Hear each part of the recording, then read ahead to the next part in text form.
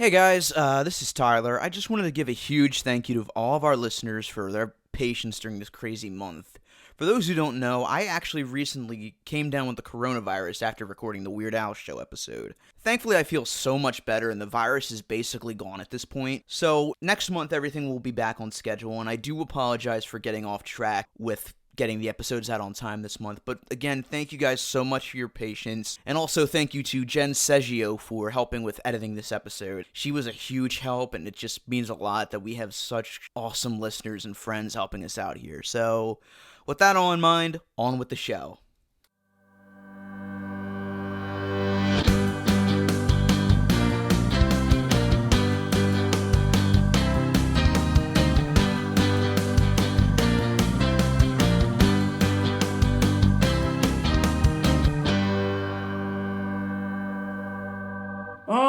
This is a story of a podcast named Channel KRT something.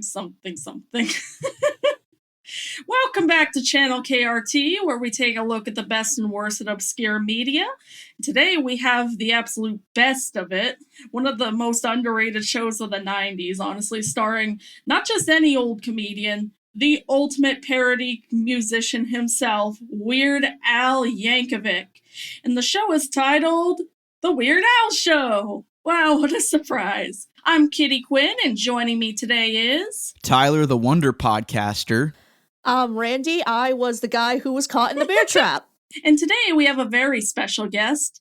You know him as some jerk with a camera. You know him as the host of Escape from Walt Disney. And you know him as a giant Weird Al aficionado in his own right. Ladies and gentlemen, Tony Goldmark! Hey! Yay! Yay, Tony! How y'all doing? We're doing great. It only took one bear trap. I caught him. Oh, yeah. It's starting to sting a little bit. You think you could take it off? Yeah, Tony, you're getting blood on my carpet, man. No, sorry. I can't till the podcast is over. Oh, all right. You might call the police, and then we'll have to end the podcast early. You could have just asked me. I would have said yes, but... I know, but, this is more festive. You had to make sure. Okay.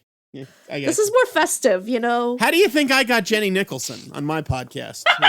I know, right? Since the last thing we did with you was the Great Muppet Caper on Escape from Walt Disney, does that make it a Fozzie trap? Ah! Waka waka! If I knew how to change my Zoom background, I would make it that picture of Fozzie and Weird Al together. We have fun. Yes. Yep. I am still so disappointed that Al really hasn't been in a lot of Muppets material, because that is just... He hasn't. That is peanut butter and chocolate right there. Oh my god, yes. It would work so well together. I'm amazed he wasn't on Muppets Tonight in the 90s. He would have fit so well. Hey, you got my Weird Al and your Muppets. Well, you got your Muppets and my Weird Al. He was featured in an issue of Muppet Magazine in the 80s, and that's where those pictures of him and Fozzie come from. And from what I understand, that's it. He's never done any other Muppet stuff. Although there are puppets in this episode, just not Muppets officially. Hold up. There was a Muppet magazine? Yeah, there was a Muppet Magazine in the 80s. I have not been informed of this. It is the most amazing thing, and there's one cover that Al's on, and he's just chilling with Fozzie, and it's the best thing ever. Oh my god, I need to check that out. Thank you guys so much for alerting me to that. That's what we're here for. I mean, every kid's show seems to get their own magazine. Peppa Pig has a magazine, so... It was at least still around in the 90s, because I remember my aunt used to get it for me like every week, or whenever they put it out. Also, I'm on the Muppet Wiki, and I just found a picture of Weird Al and Elmo backstage at Sesame Street Live at the Kodak Theater in Los Angeles in 2005. Oh, wow. Oh, my God. If Al had performed at that show, I would know. I think he might have just been an invited guest, and it was just a backstage photo op. Probably, yeah. About 2 years, yes. Yeah, so maybe he was bringing Nina. Yeah, that could be.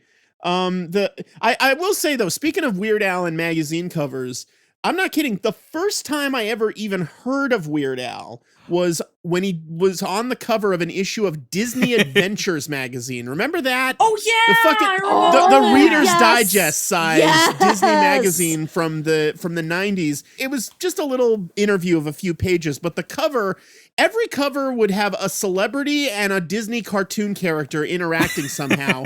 And on that cover, it was Weird Al and Launchpad from DuckTales flying in a spaceship.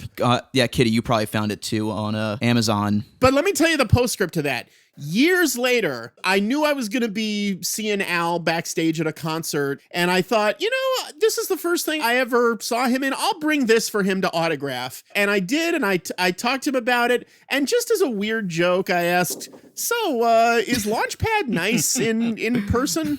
And he's like, who's Launchpad? He was busy in the 80s. He didn't watch kids' cartoons. Who's Launchpad? If he's not on the new DuckTales as Weird Al Yankovic, we riot. Oh, man. Kitty, I hate to burst your bubble, but Fairly Odd Parents did the Weird Al Yankovic joke first. It reminds me of that Ozzy Osbourne thing. Who the fuck's Justin Bieber? Who the fuck is Launchpad McQuack? I forget which episode it was. It was one of the shitty later ones, I think. On the in the Al's Brain 3D show that played at the Orange County Fair for 2 years, Al's sidekick was a talking CGI owl voiced by Billy West, who is also on the Weird Al show. But the owl was named Norm Owl. Weird Al, Norm Owl. That's how it went. Oh, Lord. God, I wish they would just leak Al's brain already. From his skull? I mean, I'm just going to break into his house with a hacksaw and just cut him open. yeah, seems fair. We're going grave robbing. I'll get my kit. Knock on wood, Al doesn't die for another 50 years. God. Yep, and then we'll all be dead. I will literally fight Satan himself if he doesn't let Al be immortal. Wait, no, I'll fight God. Weird Al will bury us all, damn it. Yay! Weird Al and Betty White are going to be the two people on Earth who just outlive everybody. And Jimmy Carter. May I just quickly say this about Betty White? Yes. This is a tangent, but my mom, the short version is she worked in publishing, and part of her job was to work with celebrities when they came to town on book tours. And through that job, she met a lot of famous people and even befriended a few of them. Oh, She nice. said Yes. Betty White was the nicest celebrity she ever met in her Aww. life. That is some real Betty White energy right there. She met a bunch of them, and Betty White is every inch the wonderful, delightful, kindly grandmother type you want her to be. It's not one of those don't meet your heroes things where you meet them and it turns out, oh man, she's such a dick. I hate her now. No, Betty White is absolutely what you see is what you get, as is Al. Al is infamously one of the nicest people in show business. Isn't like Tom Hanks also like one of the nicest people in Hollywood too? That's what I've heard. Yeah. So naturally, he's who fucking QAnon is targeting because Yeah. they hate everyone. Not to mention, he's also the one Toy Story guy whose career is on a fucking roll constantly. What has Tim Allen been up to? The Fifth Santa Claus? Jungle to Jungle 3? Last man standing. I'm trying to think of an exception, and you're kind of right. I think Tom Hanks is the only... I mean, except for Key and Peele from Toy Story 4, but... And Joan Cusack has a decent career. Key and Peele were famous before Toy Story 4. I gotta be honest, I haven't seen Joan Cusack in that much recently. She was one of the leads in Klaus, last I checked. Oh, okay. Yeah, the Netflix animated movie. I never got around to watching that. Maybe I will this year, since it's about to be Christmas time again. Well, I mean, Yeah. Don Rickles seemed to do pretty good until he Well, died. he's dead now, so yeah. Yeah, he's not really doing good right now. He's dead. In fact, wasn't Toy Story 2 kind of the last one of the last things Jim Varney was in before his death? It was. That and Atlantis the Lost Empire, I think, Oh. were the two last things he was in. Jim Varney was the hillbilly guy who went on the quest with them in Atlantis. You didn't know Jim Varney was in Atlantis? I have not seen Atlantis yet, actually. Oh, really? Maybe we'll cover it on the podcast someday. Who Woo, knows? yeah. But we're on this podcast right now, and we're talking about the Weird Al show. I do want to purportedly. say real quick before we get into the topic, I had a really cursed thought once where I thought if they ever decided to do the Ernest movies without Jim Varney, God forbid, they probably would have gotten French Stewart to do it. You can't say I'm wrong. how they replaced Matthew Broderick with him in the Inspector Gadget sequel. But see, that I could wrap my head around. French Stewart does not strike me as someone who could pull off redneck. I mean, I don't know why, but I've been watching the Inspector Gadget 2 deleted scenes today, and that thought just came to me. I don't know why my brain is like this, so... like you do. Okay, so the people who they got to come back for Lion King 2, Matthew Broderick, James Earl Jones, Ernie Sabella, Nathan Lane, Robert Guillaume. I think that's how you say his name. Holy shit, Lacey Chabert was Vitani? Yeah. Oh my god! This is my big shame as a Disney fan. Never seen Lion King 2. It's not that great. It came out right when I was in my teenage, fuck Disney phase, and I just wasn't interested anymore. It came out when I was like 3, I think, so I actually, as a kid, ended up liking The Lion King 2 better than The Lion King. Yeah, but you were a kid. I so. was a child.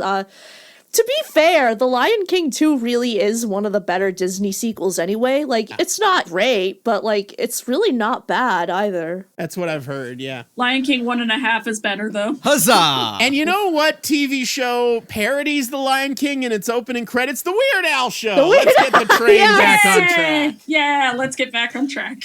All right, Ooh, yeah. so do we want to go into a little bit of our history with Weird Al Yankovic, starting with Tony? Well, gosh, I mean, my history with Weird Al Yankovic might as well be my history as a human being. Like I said, the very first time I ever heard of him was in that Disney Adventures magazine, but I didn't become a huge fan of him until a few years later. I heard like piecemeal stuff of his. I remember my dad played me his greatest hits album once, and I think I saw a couple of his videos here and there. And but the thing that really energized me was kind of the 1, 2, 3 punch in 1996 of seeing the movie Spy Hard and seeing his opening title sequence in that, which is the only funny part of that movie. Seriously, watch the opening titles. That's all of Spy Hard you need to see. The rest of that movie is garbage.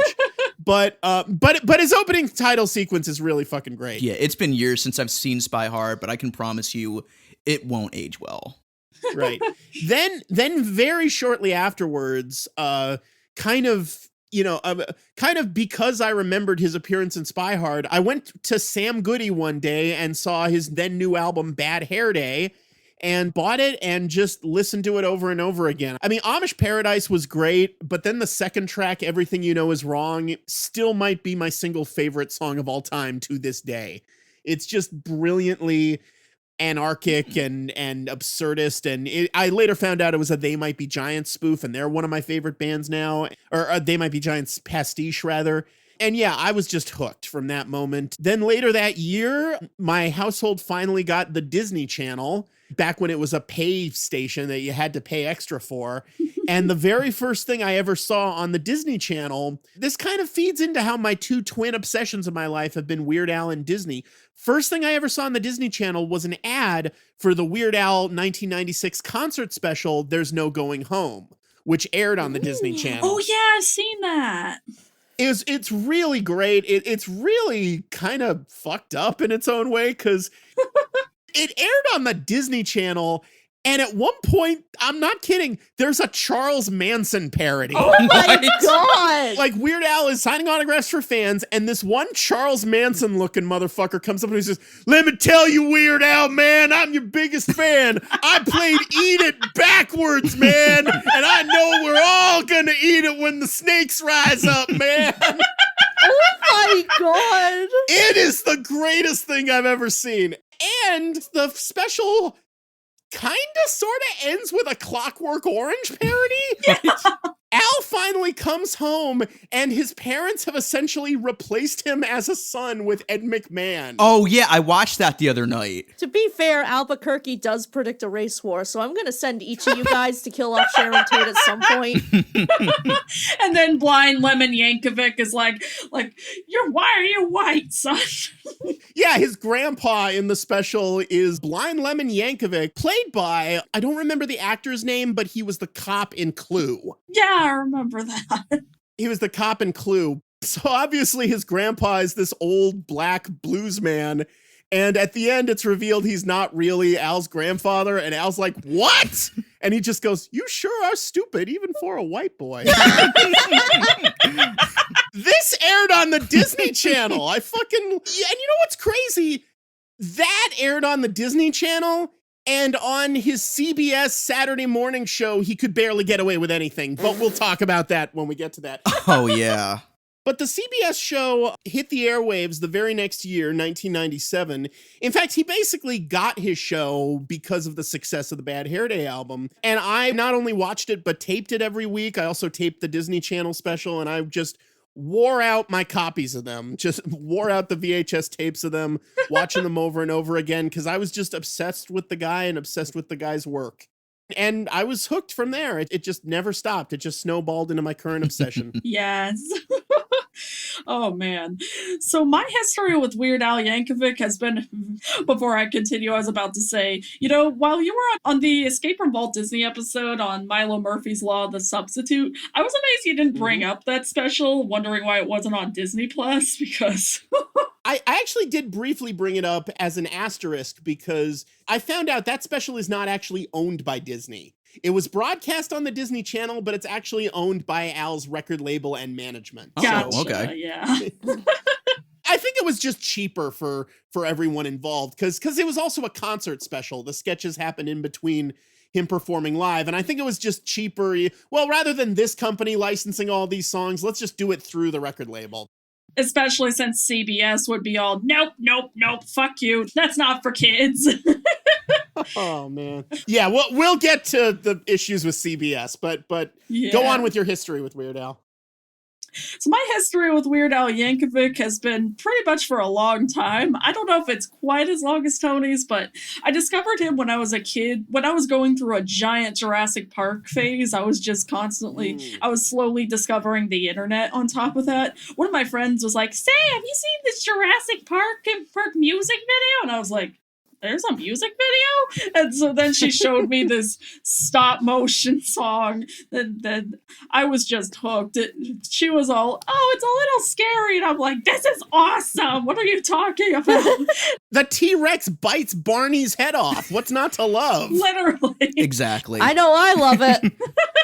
By the way, the animation for that music video made by the same guys who made the stop motion segments of the Weird Al Show theme song. Oh, really? Yeah, I was about to ask about that. Yeah, because the theme song is in 3 different animation styles, traditional hand-drawn, rudimentary 90s CGI, and then it ends with stop motion and the stop motion claymation. And the stop motion claymation is done by the 2 guys who did the Jurassic Park video, one of whom, by the way, went on to co-direct Kung Fu Panda. Oh, shit. Nice. Yeah, Mark Osborne. So. Cool.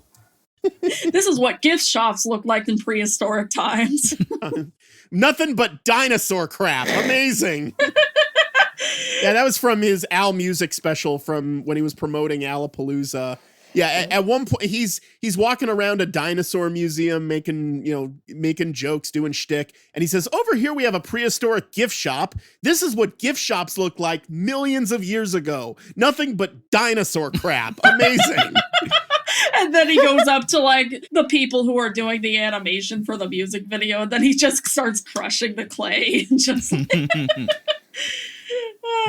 and so anyway, after that, I ended up getting pretty hooked. I kind of go back and forth on listening to his music because I'd discover it through parody MVs. I'd listen to music videos that were set to various television shows that were to his songs. I got really hooked by the time Alpocalypse came out, and that's when it really hit for me, especially Everything You Know Is Wrong. Like you said, Albuquerque, tons of Al merchandise. I'd start to recognize him whenever he'd show up in a cameo. But I think I really got into him around 2016-ish because he was actually going to be coming to my college on my birthday. Oh, nice. But wow. I didn't get to go because I had to babysit. Oh, shit. Yeah. Fucking damn wiener kids. But anyway, so then over time, I still was continuing to get into him. I discovered the Weird Al Show sometime in late 2016, early 2017. And then this guy over here ended up taking me to my first Weird Al concerts in 2018 and 2019. Right. Oh, because he's the best boyfriend ever. Oh, cuties. Aw. Nah. And then, the biggest fun fact of all, earlier this year before, well, everything got canceled, I randomly out of nowhere, an Al photo shoot was announced for the New York Times magazine, so I decided, That's why not? right. I threw my hat in the ring and was like, okay, I mean, if I don't get in, no big deal. I got in. And then this guy got in too. And then I got to meet Al. Oh my Yep. god. Oh my god, I can't believe that happened. God, he was so freaking nice and I sweet. want to hug him. Yes. I also got to meet his wife, Suzanne Yankovic. She was also super sweet. I bet she's Oh, amazing. she's great. Yes. The whole family's great. They're just wonderful people. All the Yankovics are great. You know, the Weird Al fandom, I say this as a huge member of the Weird Al fandom, we're an intense lot.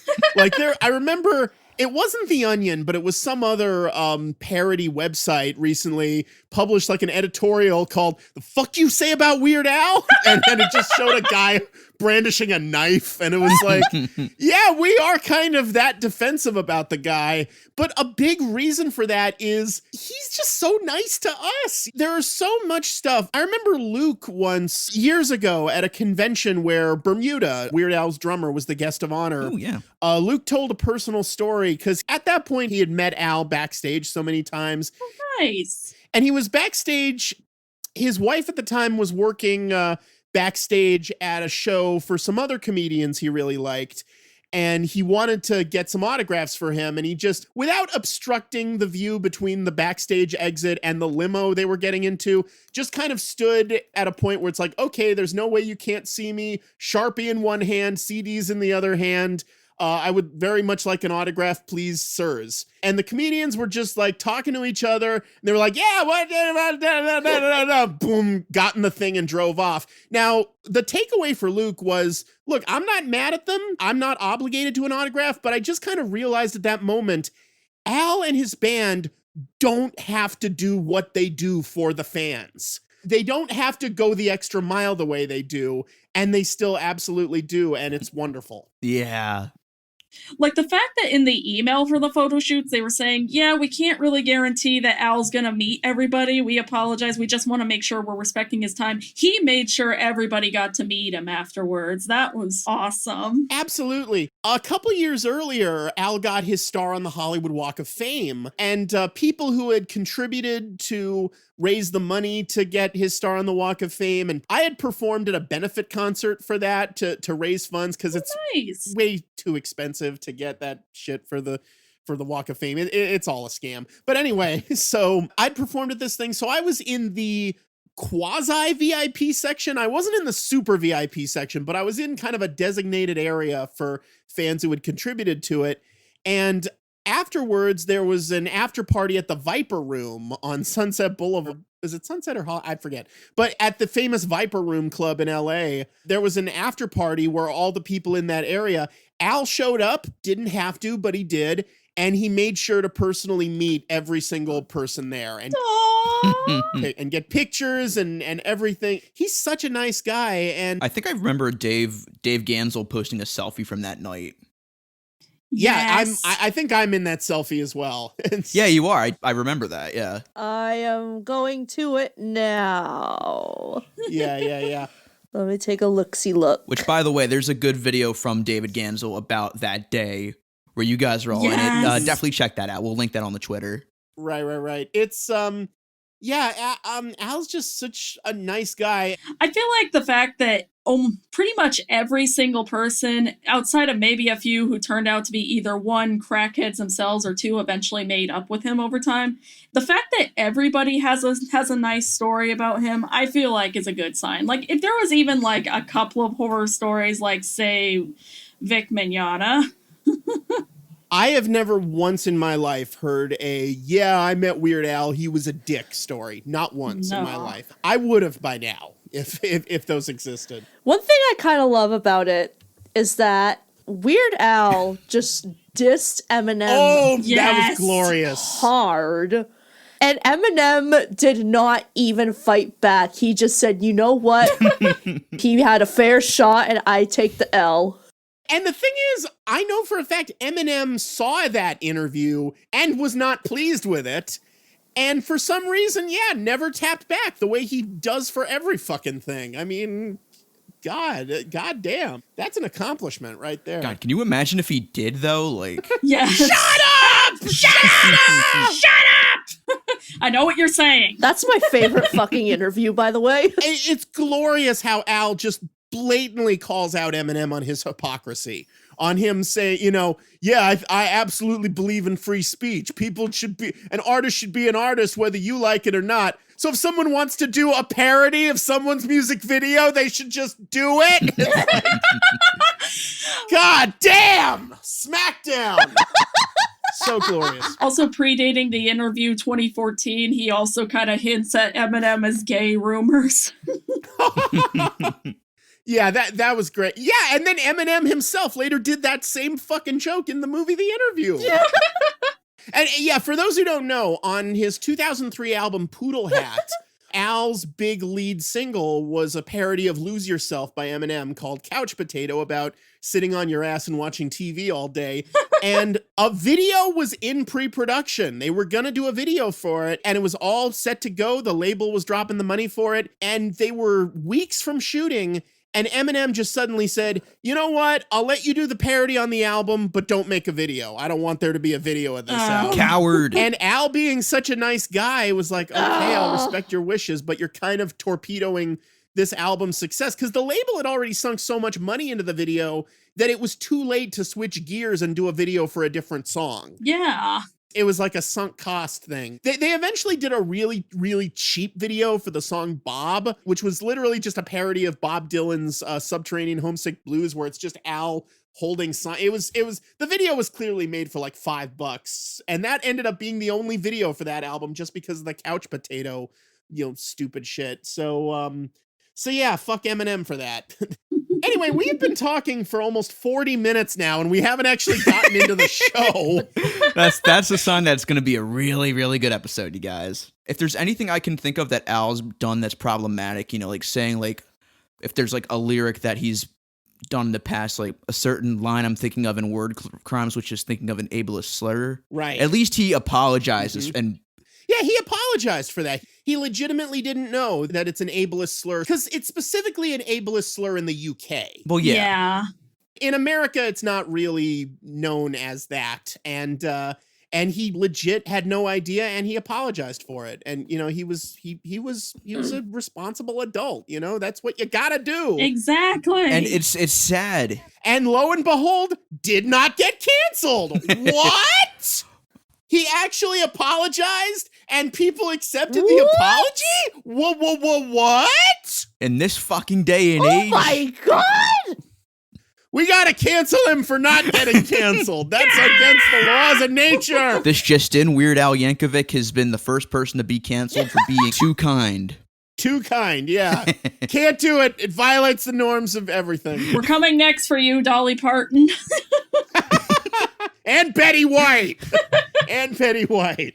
This is what r/incels thinks actually happens. So do you guys want to get into your history with Weird Al? Randy was about to get into it, so. Yeah. We still haven't gotten to Randy and Tyler. Go on. Nah, you're good. This will be a 6-hour podcast. Yay! I mean, I don't know. Because it's Weird Al. What's there not to say?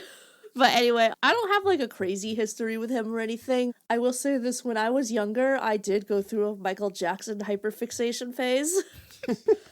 And that's how I learned about Fat and Eat It. And I thought they were really cool. And of course, around the time I was like in middle school, high school, White and Nerdy was like trending really hard.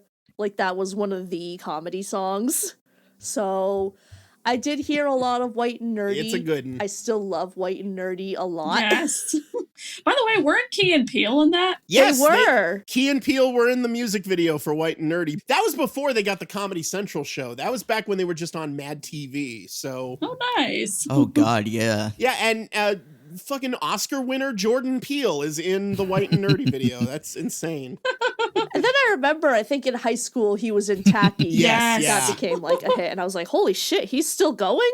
He's been going since the late 70s with this shit. I mean, it's really an incredible career. But go Yeah. on. Yeah.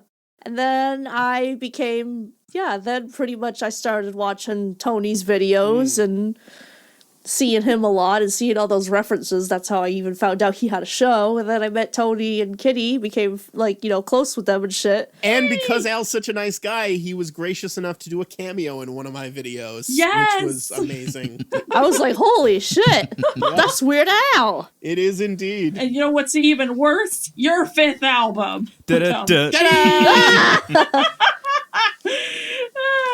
And we both did the Muppet face simultaneously without any prior consulting. We didn't know each other were going to do that. It was just complete coincidence.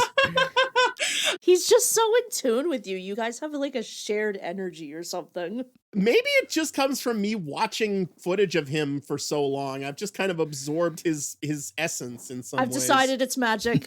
It's magic. It's Al magic. It's Al magic. I've decided I'm the channel KRT witch and I said so. Al can do magic. You can cut this out, but I just remembered that when we were at the Al photo shoot, when Tony was going for his turn to be Al, I saw Al just give him such a big hug. Aww. It was so sweet. Aww.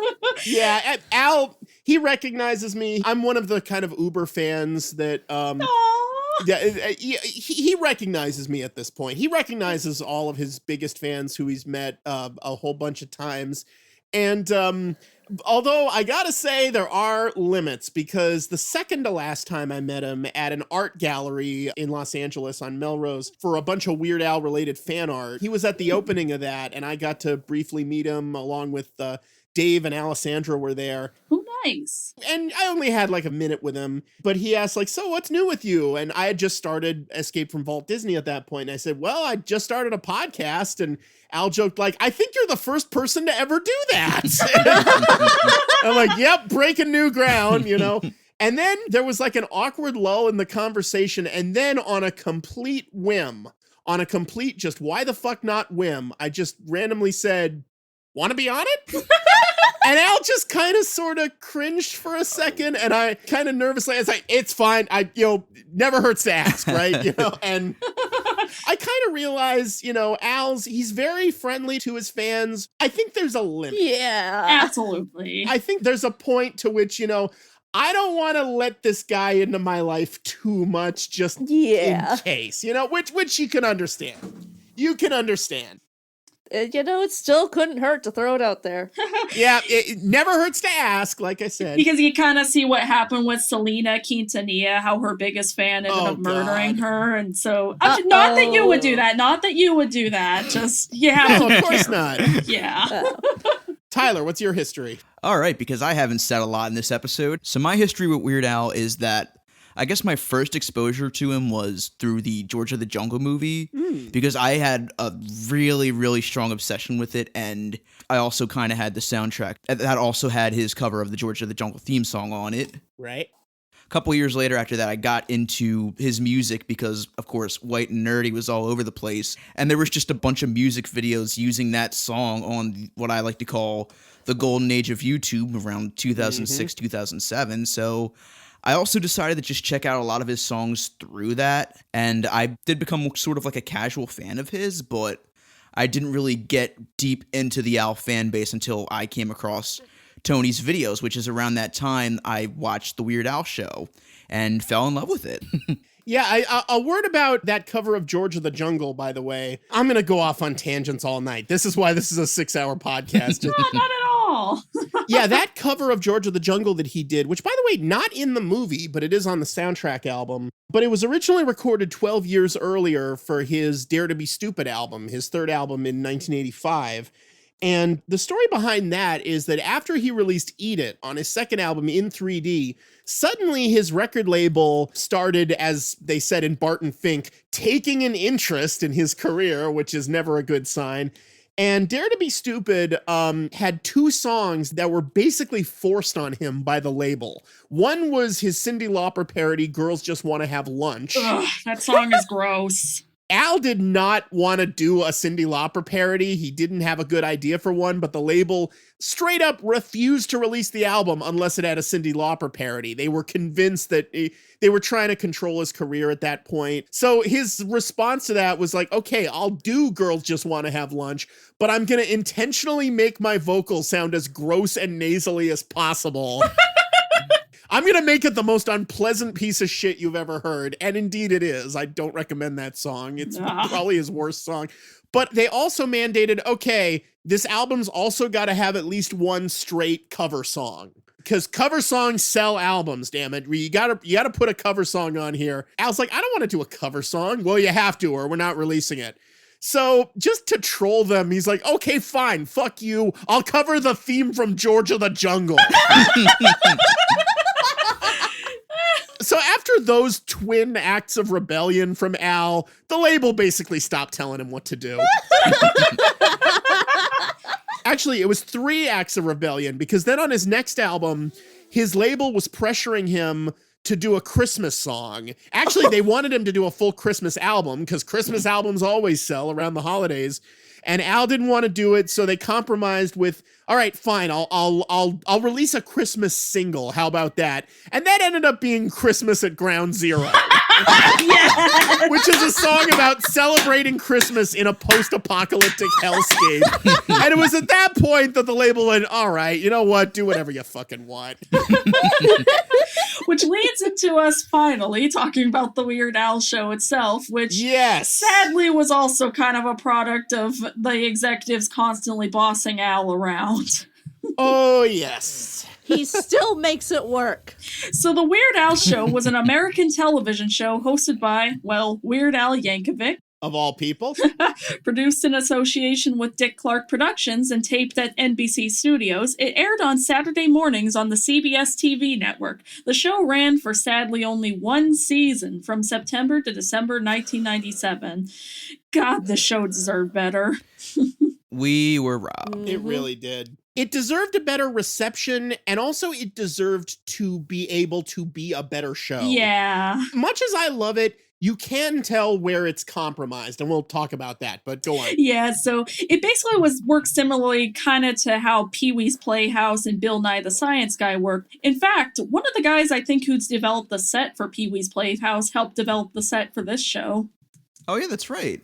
Wayne White, yeah, the set designer. He'd been the set designer on Pee-wee's Playhouse and also Beakman's World, and he was the set designer on the Weird Al show. You can really tell, too, because the design of the cave set is, like, really cool. Like, there's always something to look at.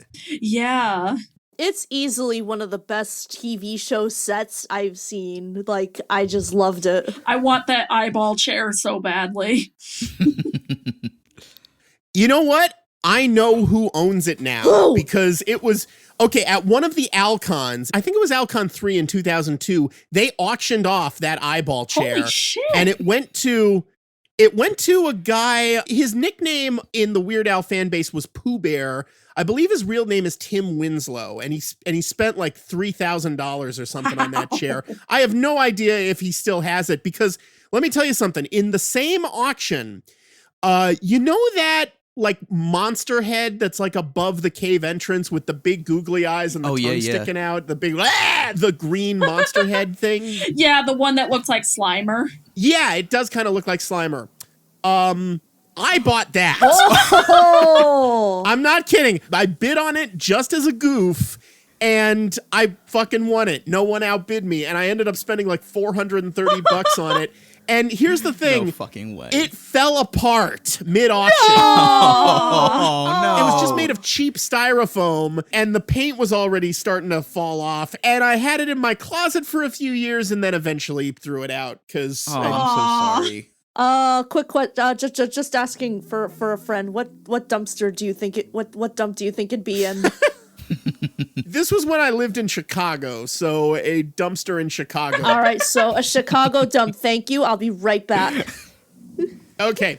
One fun fact, by the way, those eyes on that green thing, those are kickballs. Huh. You wouldn't necessarily know it just from looking at it on a TV. But yeah, that is like one of the secrets of the trade of how they build things like that. I fucking love learning how so many movie props or TV show props are just made out of the cheapest fucking material you could think of. Like, you see this insanely amazing special effect, and they're just like, oh, it's just two baseballs with duct tape and Sharpie on it. You know what movie is full of that shit is Team America. Yeah. Because, of course, everything's smaller because they're all marionettes. They're puppets. And there's so many, like, weird props. Like, for example, one of the members of Team America on his belt has, like, a silver eagle insignia. And if you look close at it, it's like, oh, that's a quarter. It's the tail's end of a quarter. It's so many clever touches like that in Team America. I like that in the fucking Kim Jong-il song. They used a real fucking shark. Oh, yeah. What? And of course, obvious jokes like, Kim Jong-il's panthers will kill you, and it's just two cats. The shark itself, I think it was like one of those like zebra or leopard sharks, Right. like the kind that you could just straight up keep as a pet and they won't even like but kill you or anything. But like still, a real shark. It's basically the Matt and Trey way where they kind of make everything cheaply, like how every South Park episode is kind of made within just a few days. That's the one effect I think they might have splurged on. It's not cheap to have a shark. You know what I would love to see? I would love to see a prop culture-esque show, but with props from the Weird Al. Oh, like, yes. just all the stuff he's done, like the shows Yes. Oh my man. god. and UHF. You would have stuff like his original fat suit from the Fat music video, and Right. probably one of my Weird Al holy grails, the flattened Al dummy from the beginning of UHF. I want the fish wheel. The face, I think, was sold at another Alcon auction. Really? Oh man. I do know that the exploded head from the end of the Spy Hard opening sequence was. I don't know about the UHF flattened head, though, but Oh my god. a lot of that stuff from over the years was sold at the auctions of the Alcons there were 3 of them, 98, 2000, 2002. And then there was an attempt at a revival in 2009, Alfest, and then there was a Festival in 2018 in Denver, and then there was gonna be another one this year, but then of course coronavirus happened, so Yeah. it got delayed. But I'm proud to say I am one of only 2 people who have been to all 5 Weird Al conventions. Yes. It's me and a guy named Jeff Nucera who goes by the name of UH Jeff. So there can be only one. I have to go to every Weird Al convention that ever happens in the future because eventually one of us is going to die. So, one of us has to be the grand champion. There will be a death match. I'm still in that Chicago dump, by the way. I'm still looking, but I'm gonna find it. I swear to God. Best of luck with that. I don't know how I even got to Chicago. I'm just here. You just teleported. You're basically going to be the last flying hellfish. I got there the same way Trina Vega did, actually, via Umbrella and a terrible song. So should we talk about the history of how the show got on the air? Yes. Yeah, sure. Because I've taken extensive notes on this. As you should. Al had been trying to get his own show since the success of Eat It in 1984. Not necessarily a Saturday morning kids show. What he really wanted to do was just kind of an amorphous, freewheeling sketch show, kind of along the lines of the channel hopping segments on the Weird Al show. Yeah. But whenever he was pitching the show and attaching himself to just a weird sketch show, he always got the warmest reception from the network's Saturday morning kids division. So it kind of became a kids show just by necessity. He and his attached producers, including Dick Clark, like you said, they took a bunch of meetings over the years, got a few development deals that went nowhere. Then finally, around 1996-97, like I said, off the strength of Al's platinum-selling 9th album, Bad Hair Day, and especially the hit single Amish Paradise, CBS started to take serious interest. Unfortunately, that was also around the time when the FCC started enforcing a mandate that the networks broadcast 3 hours of educational children's programming a week. The CBS Saturday morning executives basically told Al and his producers, look, we love the show. We wish we could buy it. We really do. Unfortunately, we're only buying educational shows. That's what we're looking for this year. And Al and his producers just kind of looked at each other in that moment and then said, did we mention this was an educational show?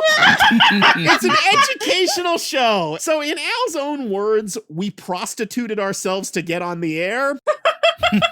But they thought, you know what? We can make it work. We'll just make sure that every episode tells a story with some sort of unobjectionable moral lesson, like, don't make promises you can't keep, or if you're in a competition, make sure you play fair, that sort of thing. And they thought, it'll just be a weird show that appeals to kids and adults, and at the end of it, the kids will learn a little lesson. It didn't really work out that way, because while they were shooting, the CBS executives suddenly started getting really nervous that the show was not educational enough to the FCC's liking. So they enforced a bunch of last-minute script revisions to make the characters reinforce the episode's educational objective at least once or twice per act, which often completely derailed the show's comic momentum. And then in editing, the network got even more nervous, so finally, as a last-ditch Hail Mary play, they decided to just spell out the message at the beginning of each episode with calligraphy paper and Billy West's annoying announcer voice, and then... Today's lesson is, don't make promises you can't keep! And then the calligraphy paper would tear in half. And then at the end of each act, Billy West's announcer voice would come back and reinforce the message even further. Al called it the bash you on the head until you're a bloody stump school of education. And look, I'm just going to be blunt. Much as I love this show, the educational bullshit is easily the worst part of it. Yeah. I feel like it's kind of saved by the fact that they kind of have fun with it, like the whole Billy West narration kind of having fun with itself, which, by the way, kind of a side note, I'm still amazed this show could afford him and Doug on Disney couldn't. Well, I thought about it later, because I did an episode on Disney's version of Doug. Well, on that show, he's playing the lead character, so he probably demanded more money than just a side part in an announcer gig, but... Probably. Yeah, what are you gonna do? And look, the show ultimately still works because it's Weird Al and because he just injects so much great stuff in every episode. But I gotta say, with this episode in particular, the obligatory holiday episode, which we're finally getting to after talking to almost an hour. We have a lot to say about Al. Exactly. I have a lot to say about this episode in particular. Oh, man. On the DVD commentary, Al and the producers called this their least favorite episode, and it's honestly kind of hard to disagree. I mean, it's got some great stuff in it. The channel hopping segment has some hilarious moments. Those were always gold. The Holidays home movie is one of the funniest things the show ever did. Yes. Absolutely. I don't think any episode in the show's 13-episode run feels the need to constantly reiterate the educational objective as much as this one did. And that's saying something. And it just torpedoes the comic momentum of this episode. And honestly, kind of ruins what should have been a dynamite comic premise of parodying holiday specials by celebrating every holiday at once. Like, that premise is rife with potential. But aside from a few clever food names at the beginning, like green shamrock matzahs and candy corn on the cob, my personal favorite. Tuna punch. That potential is kind of unfulfilled. By the way, I mentioned the DVD commentaries.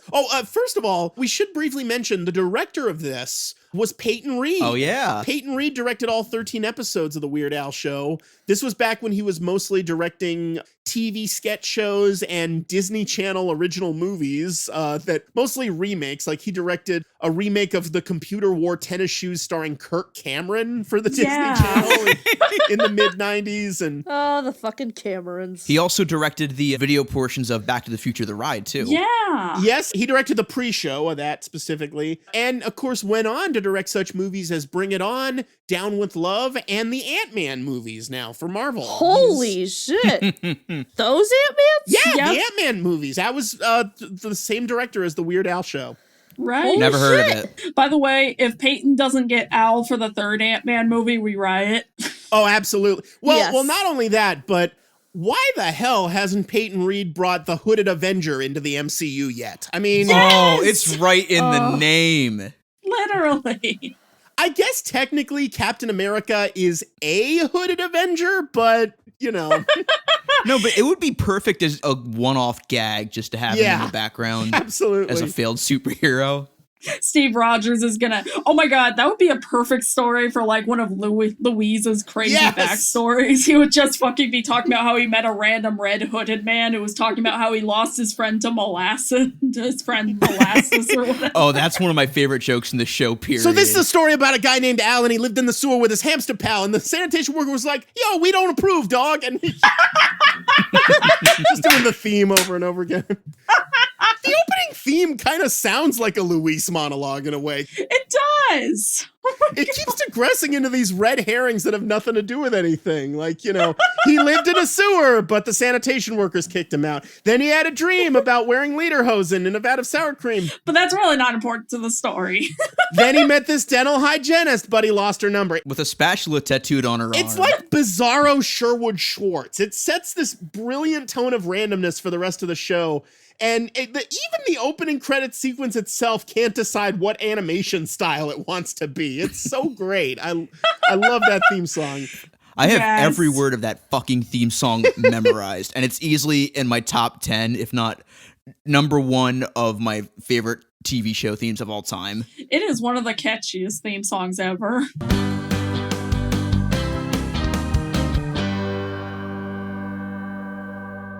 Long ago, in a faraway land, there was a prosperous studio run by a middle-aged CEO. In an era of princesses and flashy musical numbers, the studio decided to go in a different direction, and thus their most unique creation was born, and they called it The Emperor's New Groove. But The Emperor's New Groove is more than just one movie. There's an entire expanded Grooviverse out there, and I intend to explore it all on The Emperor's New Podcast. Hi, I'm Micah Hirsch, and I'll be your host on this whimsical journey as I'm joined by special guests to discuss every corner of this underrated franchise, from movies to television to theme parks. You can hear all about it on The Emperor's New Podcast, available on Anchor, Spotify, Google Podcasts, and more. Be sure to stop by and give it a listen, and remember, beware the groove! You know, there's something about when the star of a show is in the position to make their own theme song, because that and Fresh Prince of Bel-Air are like the 2 best theme songs of all time. Yes. But anyway, but what I was getting to earlier, so I mentioned the commentaries. Now, the Weird Al Show is available several places online. All 13 episodes are up on YouTube to watch for free. Some fan put them up. No one's taken them down. But if you want to stream it through more legit means, it's also available to stream on Tubi, Pluto TV, Shout Factory TV, and Crackle. But if you really want the full Weird Al Show experience, you have to track down the complete series DVD set, which Shout Factory released in 2006, because the DVD includes commentary on all 13 episodes. And those commentaries are not available anywhere online that I could find, and they are amazing. Yes. Oh my God. It's Al, Peyton Reed, and one of the producers, Tom Frank, and they just spend all 13 episodes venting about their frustrations with CBS and making fun of the show's shortcomings. It's so great. It's like the show itself is great, but the commentaries are just the wonderful icing on the cake. You got to track down that DVD set. I really do. I gotta figure out how to get it. Oh my god. Also that one clip where one girl was like, "Hey Al, I really like that TV show, that Saturday morning kids show you did. Why did it get canceled?" And she was like, "Oh, it's because..." Yeah, that was from an Al TV special he later released in 1999. You can find this on YouTube. And Al says, you know, there was just too many restrictions with CBS. They wouldn't let me, you know, pick up a big sharp knife and hack into my arm like this, you know. See, I'm losing a lot of blood. And by the way, that girl who asks him the question, that is a young Octavia Spencer. I'm not joking. Oh my Octavia God. Spencer? Holy shit. Oscar winner Octavia Spencer was in a 1999 Al TV special asking him why the Weird Al Show was canceled. Oh my God. And by the way, this isn't part of the same YouTube video, it's somewhere else, but it was part of the same Ask Al segment on that Al TV special. One of the other people who asks Al a question is a young Melissa McCarthy. Not joking. Melissa McCarthy and Octavia Spencer, who, by the way, were later nominated for Oscars in the same year, fucking They were both on this, that at that point 12-year-old, Weird Al special for MTV that almost no one saw except. I mean, Al did do a voice on an episode of Sabrina the Animated Series. Where he sung Razor song. Yeah, I've got an electric shaver, which was a parody of a song that Sabrina had written earlier in the episode. Like, you've made it when Weird Al parodies you. And in that show, Melissa Joan Hart voiced the two ants. Also, the same year as the Weird Al show, 1997, Al presented an award at the American Music Awards with Melissa Joan Hart. And in that segment, Al referred to Melissa Joan Hart as his, quote, hot muffin of love. What? Sabrina the teenage bitch. Yeah. She also goes on the list of people who Al must severely regret working with. Well, he didn't work with Melissa Joan Hart that much. There's people much higher on that list, believe you me. But we don't have to talk about them. Victoria Jackson. But anyway, thankfully this episode we're talking about does not have any regrettable celebrities, thank God. Not that I'm aware of, although apparently they tried to get Shatner for a cameo in this episode. Because they wanted him to do like a Shatnerian performance of a Christmas song or something. I don't know exactly, but it was definitely playing off the whole Rocket Man thing. And when Shatner said no, they tried to get Leslie Nielsen, but Leslie Nielsen was busy filming Mr. Magoo. Wouldn't have wanted to deprive the world of that. So ultimately, they just cut the bit. You know who was on the Weird Al show at one point? John Tesh. Yeah. Wow. That's a different episode, but that's a whole other thing. We don't have to talk about that. Nobody even remembers who John Tesh is. No. I didn't know who John Tesh was until that happened. Victoria Jackson is also on an episode of the Weird Al show because Al tried to cast as many people from UHF as possible. But, he got Jende Watanabe and Emo Phil. Gede Watanabe and Kevin McCarthy, Emo Phillips, and David Bowe. David Bowe, yes, and Victoria Jackson. But those are all in different episodes, so we don't have to talk about them. I do want to name some of my favorite cameos from the show because this show had God knows how many. Oh, Yes. absolutely. So Dr. Demento and Emo Yes. Phillips were in the same episode with Dweezil Zappa too. Yeah, Dweezil Zappa.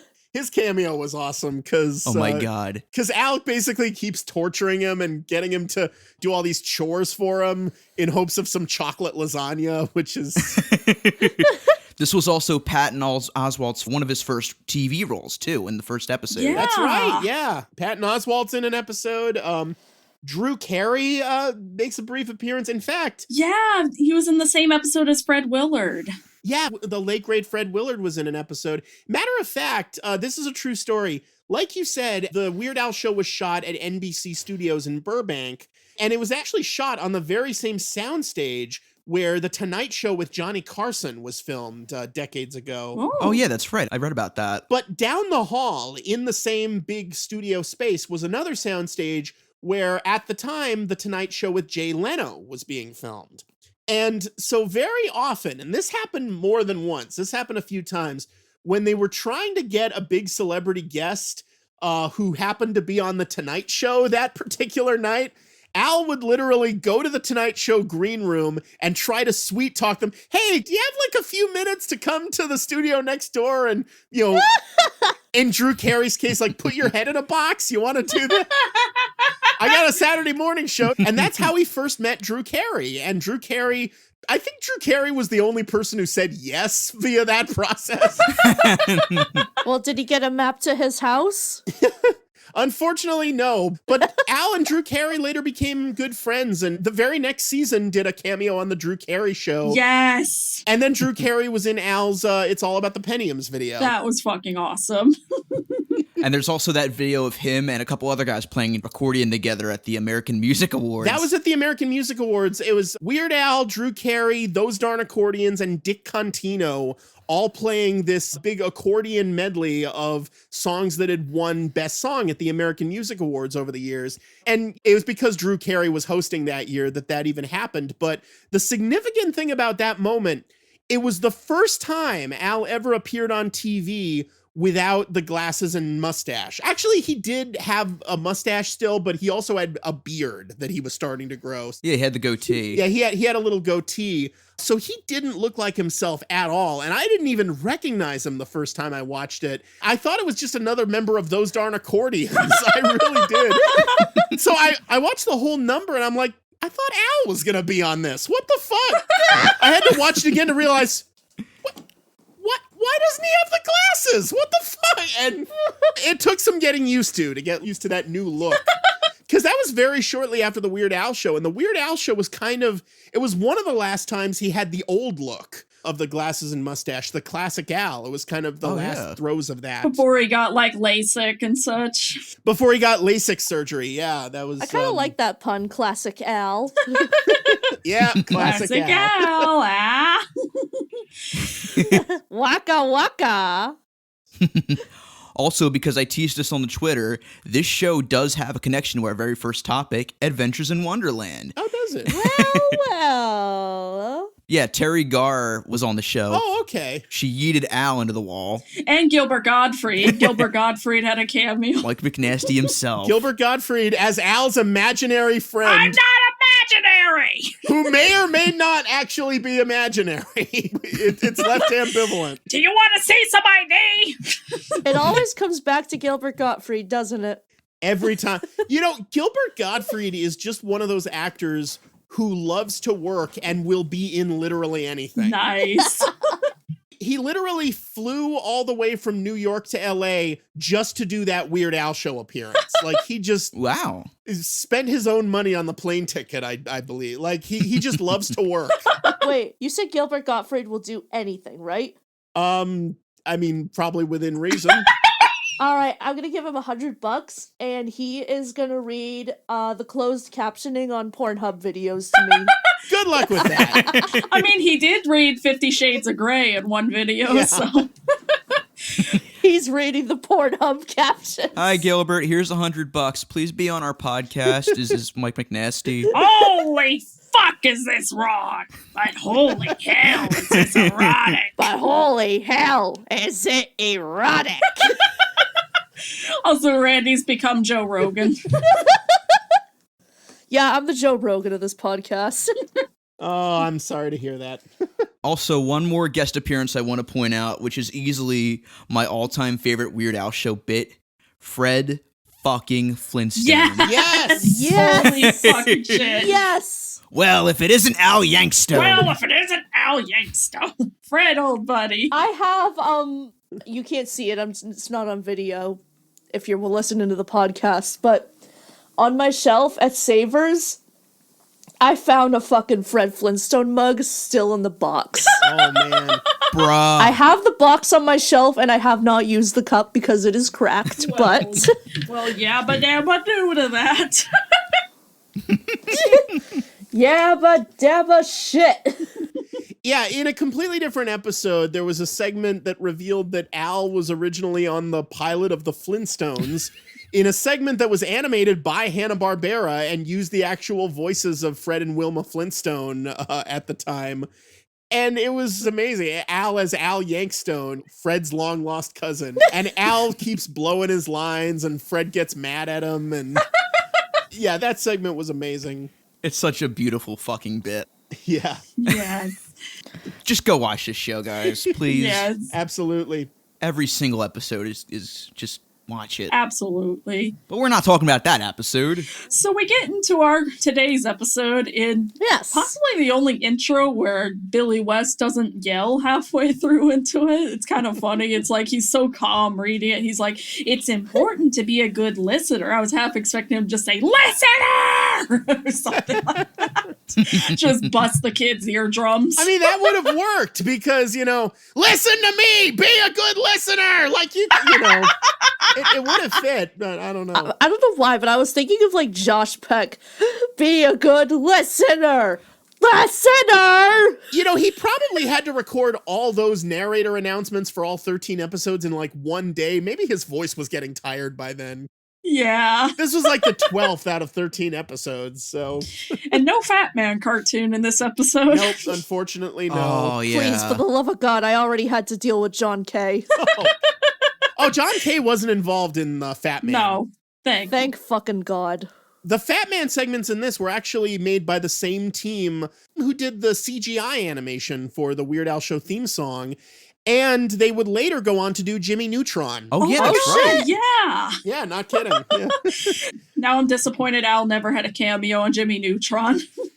I have a lot to say about Jimmy Neutron, but we're talking about Weird Al, so. He did appear on an episode of Back at the Barnyard, which I believe was done by the same people. Yes! Oh, we know Yes, about he that. did. The best episode ever. That's a really great episode if you can track that down.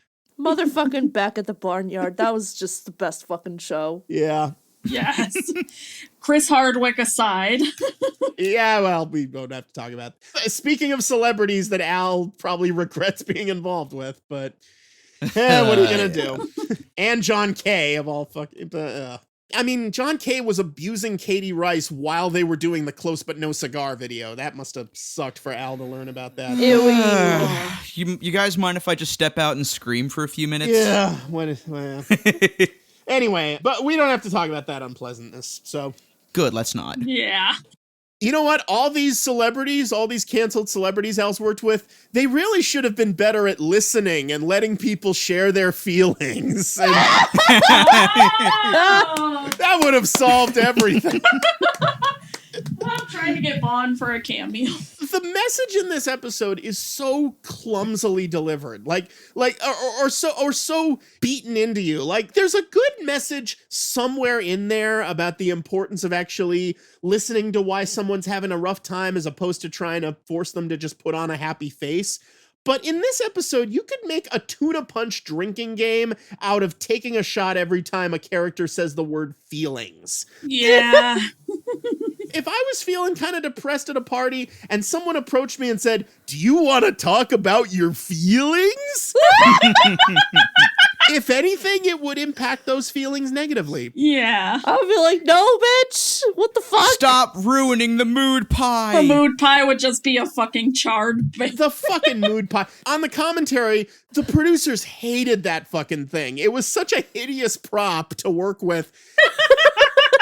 That prop was a big reason why the episode went into like quadruple overtime, just because they had to constantly futz with it. And you'll notice, more than once, Al tilts the lid of the mood pie away from the camera so the audience doesn't actually have to see it. It's like, just fuck it. Yeah. We'll imply it. We'll use your imagination. Tell, don't show.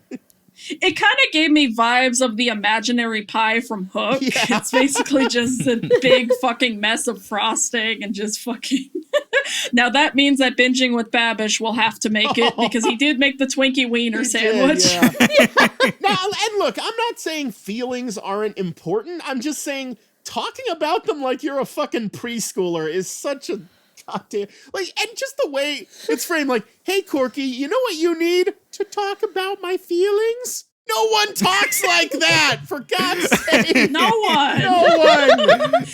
Anyway. It feels like the CBS executives in that moment were just writing in, "Okay, we need the lesson, and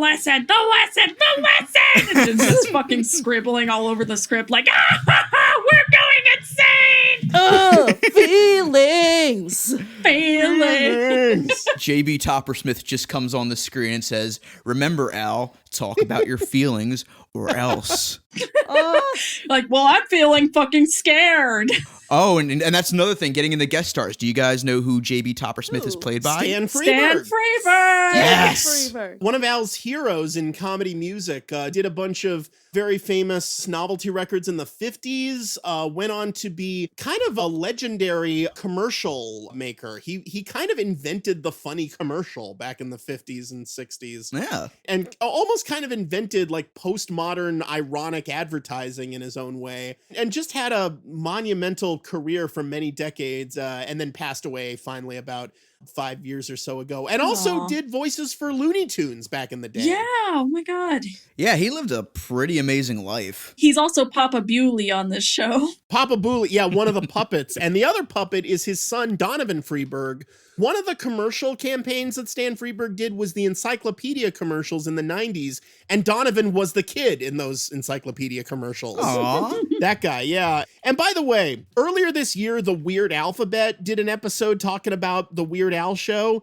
In that episode, they point out that Stan Freberg as J.B. Toppersmith looks remarkably uncannily like Bernie Sanders. Oh my god! Yeah! Once you see it, you can't unsee it. I am once again asking you to watch the Weird Al show. We have got to give the 1% of the Weird Al show to the... We should probably talk about the cast a little bit, too, because it is a Yeah. very fun ensemble cast. And it's also comprised of people that Al's worked with in the past, like Judy Tenuta. yeah. I'm sure I'm getting her name wrong. Judy Tenuta, she's a comedian who also plays accordion. She's worked with Al a bunch in the past. She was the mom in the White and Nerdy video later on. Oh, yeah. And who received the surge protector for her birthday. And she was Lorena Bobbitt in the headline news video. Oh my god, yeah! Oh, wow, that was her? Yeah, that was her. Yeah. She's got great comedic timing. And in this show, she, of course, plays Madame Judy, the psychic, who's this... Back in the 90s, this was much more of a thing. You'd see late-night commercials for, like, Psychic Friends Network, where you'd call a fucking 900 number. It was all a huge scam, obviously. But so this show kind of parodied that by having Madame Judy be one of those types, basically. Also, Paula Jai Parker, Trudy Proud herself, plays Val Brentwood, Gal Spy. Yeah! Oh, shit. Val Brentwood, Gal Spy. This was another thing. David Spencer, in particular, of the Weird Alphabet podcast, pointed this out, and I agree. I think Val Brentwood was the inspiration for Vi Marotti from Galaxy's Edge. Oh my god, yeah! You're right. Really? They have similar hair. They're both black women. Their names begin with V. They're both spies. It's kind of uncanny. Again, I think that character was also in the Rebels show, if I'm not mistaken, so... I think she was, yeah. So Is that true? God, I hope so. that would be awesome. And then Brian Haley plays the Hooded Avenger. Brian Haley, yeah. He's been in a bunch of stuff. Probably his most famous role was the Secret Service agent in Mars Attacks who had that immortal line, "No, Mr. President, there's a tour going through there." That's Brian Haley. Oh my god, okay. He was also in Gran Torino as Clint Eastwood's son, so... Oh, okay. Yeah. He was in the 1997 That Darn Cat remake. Oh, Oh my god, God. no! That piece of shit. Isn't that on Disney Plus? Oh, wow, he was in The Amazing Spider-Man 2 as Phil Watson, but his scenes got cut. Huh. Damn, that would have been Aw. amazing. Oh, go figure. Oh, by the way, Kitty, both versions of That Darn Cat are available on Disney Plus. Oh god. Of course they are. Oh, yeah, to tie it in the Disney Plus real quick, he was also in the Disney Channel original movie, The 13-Year, The Coach. as Yeah, Coach. I remember Oh, that. shit. By the way, Brian Haley hated the Hooded Avenger Aw. suit. It was so ridiculously uncomfortable under those hot studio lights, and he would just sweat fucking buckets in that thing. It was neoprene. It was so uncomfortable. Oh, you could tell, too.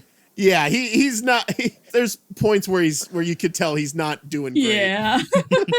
So then after it cuts to like Al showing the mood pie, he gets upset because his friends haven't shown up yet, and then he pulls it up. The mood pie is like charred, and he's like, I mean, yay! I ruined the mood pie, trying to make it come back to life. And then the doorbell rings, and he's like, oh, here they come, and the mood pie is back to normal. Something I fucking love about the scene where they're all storming in is when Al just fucking gets knocked over, and then you can kind of see him just spitting out some teeth as he's getting back up.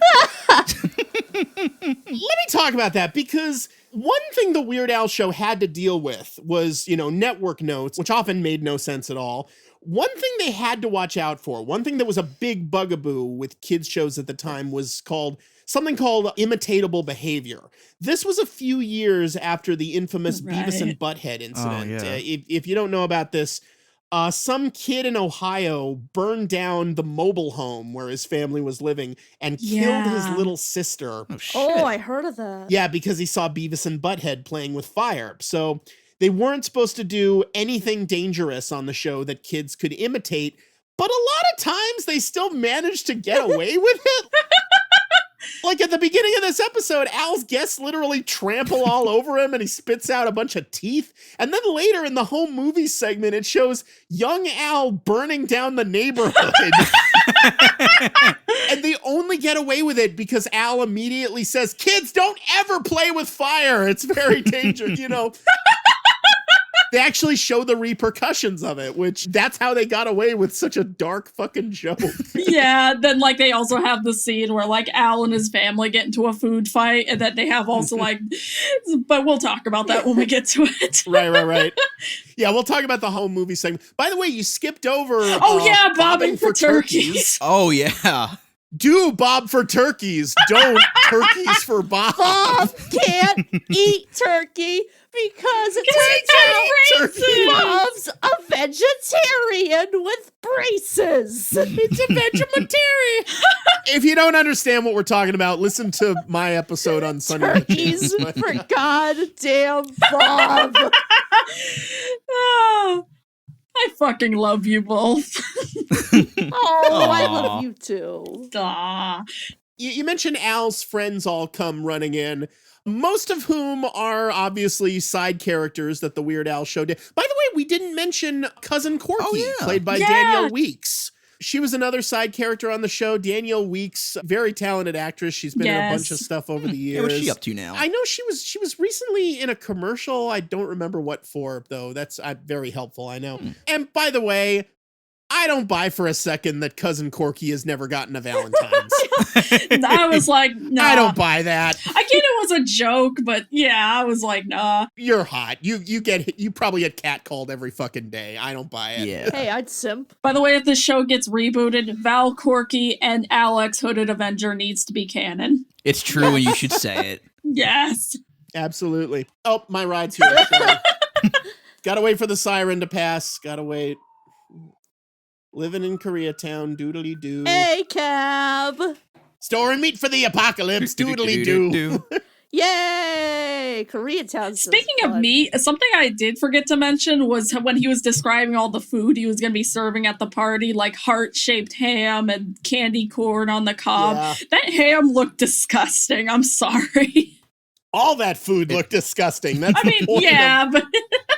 Honestly, coming from someone who just is not a ham fan, ham just never looks appetizing to me. I love bacon. I like ham. I've never been a ham guy.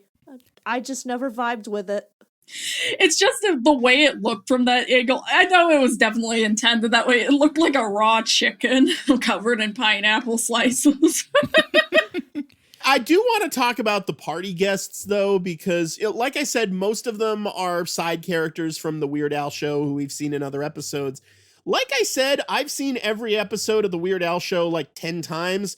An astonishingly large number of the party guests in this episode were never seen before or since. Yeah, I mean, there are quite a few. You know what really confused me?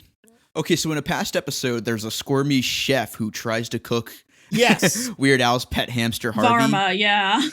I know, he tried to cook Harvey. Al kicked him out of his cave, and then he invites him back to the holiday party? Where he feuds with Uncle Ralphie. And Uncle Ralphie, who was Al's rival in the competition episode. Does Harvey get a say in this? Nope. Does Harvey get a say in anything?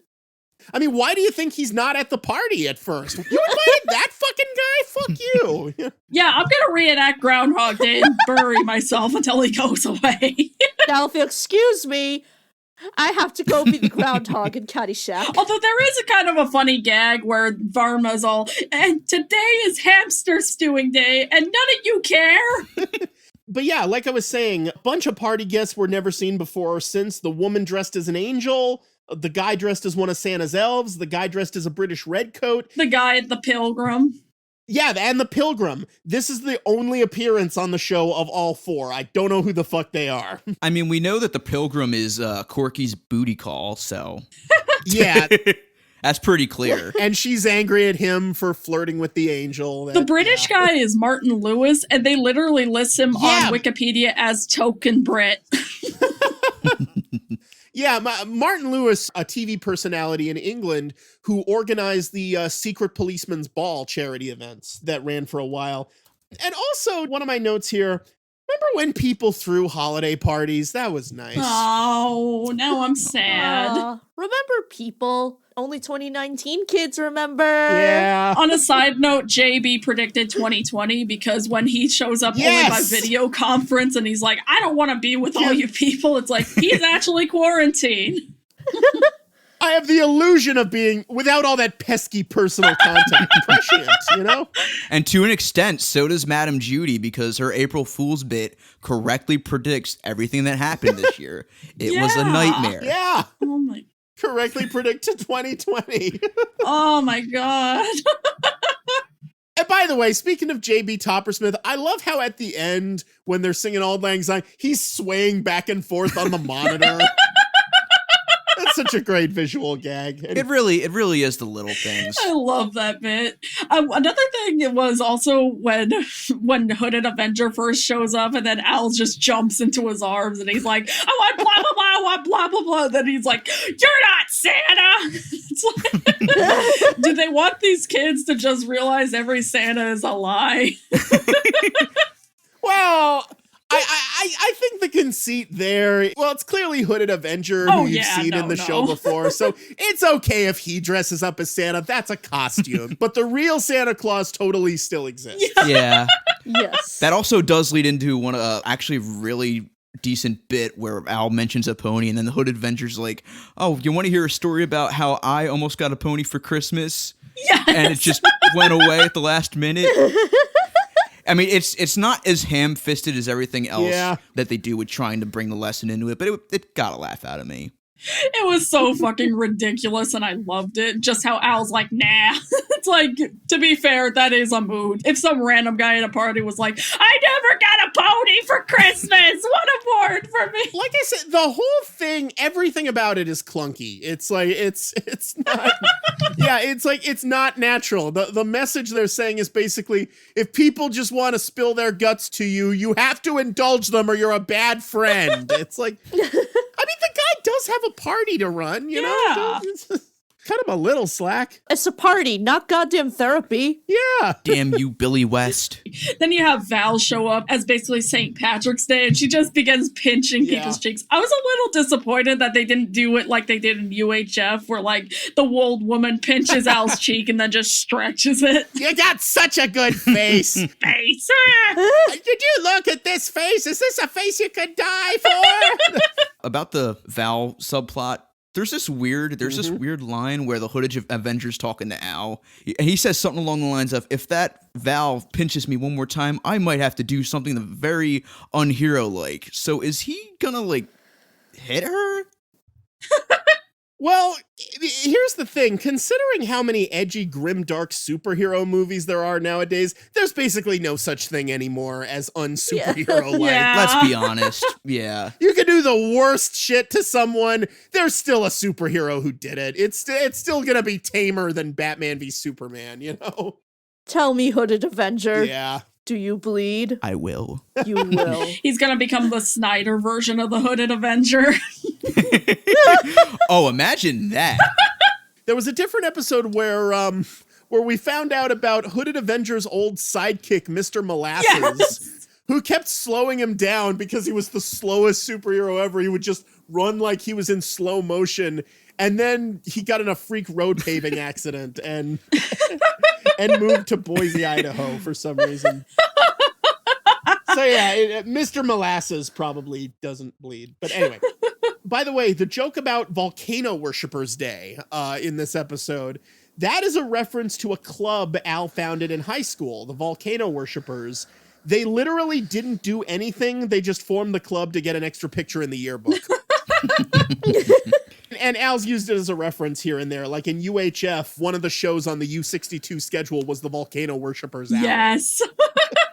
And then, like, oh my god, and then one of them is voter registration day. It's like, gee, sure would have been nice if people in the 90s listened to that. Yeah, it would have been nice. Wouldn't have gotten 8 years of Bush. Yeah. Oh, we only got 4 years, but we did get 8 years of Reagan. Yeah. On the plus side, we got 8 years of Clinton, and while fuck that guy as a president, he was still pretty good. We got 8 years of the other Bush, though, after the Weird Al Yeah, show. that's what I meant, W. Oh, ew, gross. Yeah. Yeah, true. But anyway, and then like at one point, Al's talking with one of them, and then he's like, "Try the tapioca stuffed potatoes." And I'm like, "They make boba potatoes now?" Boba potatoes. Ah, Oh, potatoes, there it is. that'll be the next Instagram trend. By the way, I think boba tea literally just actually translates to boob tea, as far as I've read. I'm probably wrong, but... Or maybe it's Boob Tree, that fun drawing game. And then he's talking to like Mrs. Feathersbury. I barely forgot her name. Pheasantmeyer. Yeah, Pheasantmeyer, Pheasantmeyer, yeah. Mrs. Pheasantmeyer. And then at one point, while they're talking, and then she's like, "Al, let's learn how to listen, shall we?" And then you just see like Hooded Avenger being chased by Val and fucking claws. And it's just, and then at one point, before they cut to commercial, Al's just over the mood pie, like, "No, it's getting ruined!" And then his face just starts turning green. So I was like, "Oh my god, Al's becoming the Mask." He's hulking out. You don't want to make him angry, man. That's my secret, Cap. I'm always weird. That's my secret, Captain. I'm always fat. That's my secret, Cap. I'm always mood pie. I'm always Hooded Avenger. I don't know. I'm always white and nerdy. Hooded Avenger, Infinity War. We've probably just talked about Hooded Avenger more than we have Al. Yeah. Should we talk about the fruitcake joke? Because Yes. it's not easy to make funny fruitcake jokes at this point because it's just a subject that has been wrung completely dry. But Al's fruitcake monologue probably comes the closest. I love the butcher knife that fucking bends into a fucking pretzel when he tries to cut it. I love the escalation of him, using a fucking welding torch and shit, and the backstory of it coming over on the Mayflower where it was used as an anchor when the real anchor was eaten by a sea monster. I love shit like that. And then he has to try to weld it, and then it still isn't fucking... Yeah. I was kind of expecting that Corky was just going to get frustrated, take it from him, and then punch it, so that it would finally snap into, the episode, like the talent show episode. Oh yeah, call back to the talent show. Yeah, episode. that was a different episode. That was the same episode as the Flintstones, Yeah. actually. But yeah. I was hoping for a callback to that, but Yeah, it would have been nice. Oh, well. Then Al just picks it up and is like, salty. Oh my god. And then also another joke we forgot to mention was when Madame Judy comes up to him and then he's like, "Hey, Madame Judy, what are you going as?" And then she just starts rambling and fucking screaming, and then she's Right. like, "Nope, April Fools." Yep. That was good.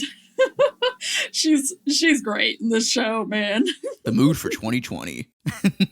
As clunky as the moral of this episode is, it does a good job capturing the vibe of what the Weird Al show is supposed to be about and the characters who surround him. Yeah. Like, it's very Pee-wee's Playhouse-esque. Like, you sort of have, like, the Miss Savant of the show, the Cowboy Curtis, and the Hooded Avenger. I also feel like, honestly, the less serious it takes itself, the better. Like, the more bizarre and kind of hypocritical it gets, the even better it is. It just kind of feels like it's living in its own world. One character who appeared on the show a lot, but who's not in this episode, was Bobby the Inquisitive Boy. Yeah, why wasn't he in this? God. And by the way, the reason Bobby the Inquisitive Boy is not in this episode is because they knew, just because it was such a complicated episode with so many moving elements, they knew that the episode would probably go into overtime and there are child labor laws. So, Yeah. Yeah. so they're like, let's just not have Bobby in this episode Yeah. to begin with. But Bobby the Inquisitive Boy was a great character. Every episode where he shows up, he basically asks Al a question like, where does dirt come from? Or what happens when I don't brush my teeth? And that's Al's excuse to show an educational short film made up of old clips from 50s educational films, but with new narration to make it funny. And those were some of the funniest parts of the show. Basically, they were the shorts you'd see on MST3K or something. Pretty much. And there was some great stuff in there. And the actor, Gary Leroy Gray, I believe also went on to a voice acting career. I think he was in Fairly Odd Parents or something. Yeah, I think so. Yeah, he might have been AJ in that show. I haven't looked it up. I also fucking love in episode 5 how he's just extremely impatient while Al's just trying to get his time shit figured out. And he's like, but Al, I need to know now! And just shakes the universe. And then he's like... And Al shows him a completely different film called Mind Your Manners. All right, Veruca, all right. The film will cut to a clip of two guys talking to each other, and for some reason, they're wearing the exact same sweater. And, what does a polite host do? A polite host wears a sweater identical to the one his friend is wearing. That makes his guest feel at ease. There's a really good bit that Bobby has in the episode where Al plays hooky and Corky tries to show him one of the educational videos. And he comes in, he's talking about how he needs to get like a project done or something.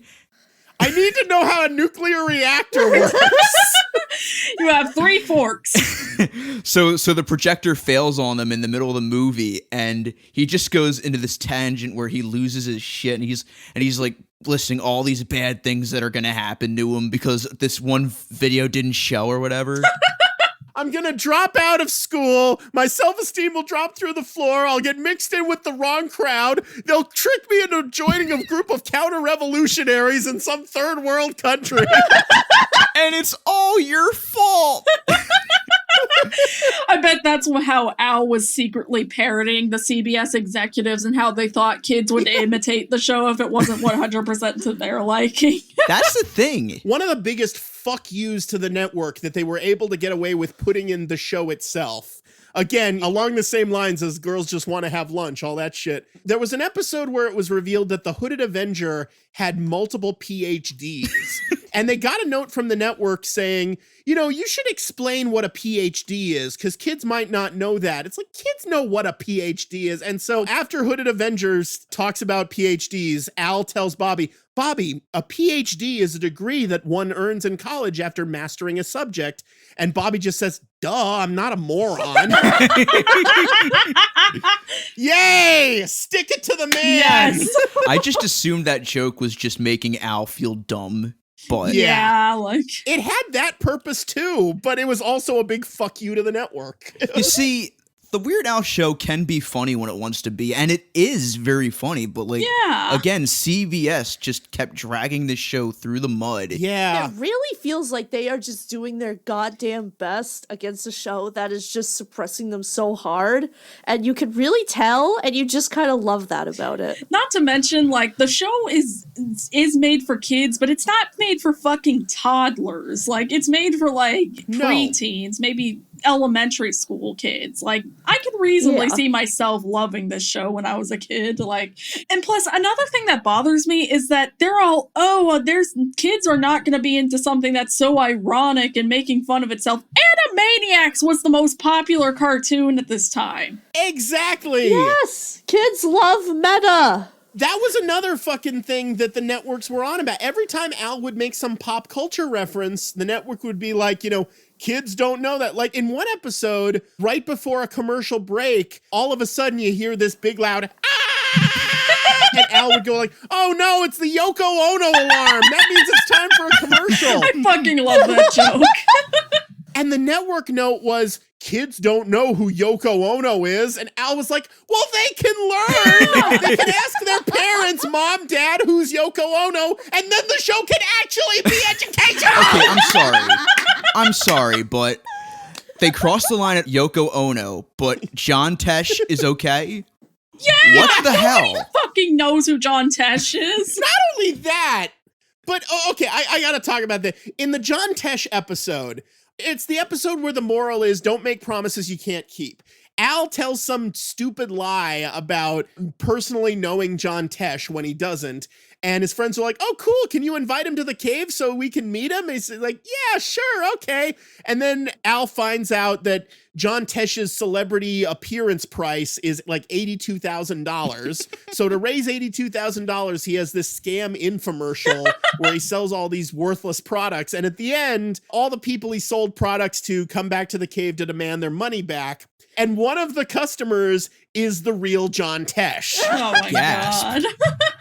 That's the punchline of the whole episode, is that John Tesh shows up and says, hey, Yankovic, I bought your stupid thing. It didn't work. You should be ashamed of yourself. How do you sleep at night? This is a ripoff. And Al just doesn't even look at him. He's like, yeah, I'm sorry. Here's your money back. And then does like a double take. The network insisted on cutting to Harvey with a thought bubble of showing, John Tesh. Oh my God, that's John Tesh. And Al fucking hated that. He's like, don't explain the joke. If they don't get it, they don't get it, but don't explain the joke. That just kills it. It's like, oh man, it was frustrating dealing with network notes on this show, especially. Yeah. I mean, you mentioned preschoolers earlier, how it's not a preschool show. The show was not very successful, which is probably why it only lasted one season. It didn't get very good ratings, in part because the network didn't really promote it. Like, they only aired ads for the show during the Saturday morning block when, oddly enough, no one was watching. Yeah. Great plan. They didn't even promote the Hanson episode. Hanson! No! Hanson was in the show. This was when they were at the peak of their fame. This was 1997. CBS did nothing to promote it. Not even extra ads like, this week on the Weird Al Show, Hanson drops by. Like they would have had every right to do that, and they just didn't. No one knew they were even on. They could have drawn in all the teen girls, and oh my God. They could have. It would have been anyway. So they didn't do well in the ratings. And the network would send Al messages like, well, on the bright side, you're actually doing really well with 2 to 5 year olds. Oh, Because the show had bright colors or something. And Al just says, why don't we just dangle a set of car keys in front of the camera? And now that demographic of 2 to 5 year olds is listening to this podcast now 20 years later. Yep. 20 something years later. We're sorry, 2 to 5 year olds. We're sure you're very nice people, and thank you for at least giving the show some recognition. We appreciate you. You're valid. Aw. So anyway, we should get back to going through the actual episode. Yeah. And so then, like, Corky's just talking about how, oh, I've lost my pilgrim. And then it's like, you lost your colonizer? Well, you can't trust him. He's going to give that angel woman smallpox now, so. I mean, Cousin Corky probably did grow up to be a Karen, so who knows? Yeah. Probably, yeah. Still way better than Pocahontas. Oh, yeah. And so then it cuts to, like, them all having a toast. Oh, wait. Oh, my God. Another thing I forgot to mention was that Uncle Ralphie and Varna start having a feud because Varna ended up buying the very last 4th of July costume. Like, The very last Uncle Sam costume, yeah. and so then he's just the fucking Easter Bunny. And then Al's just like, while they're feuding, hey, there's some eggs in that abandoned mine shaft. Go on an Easter egg.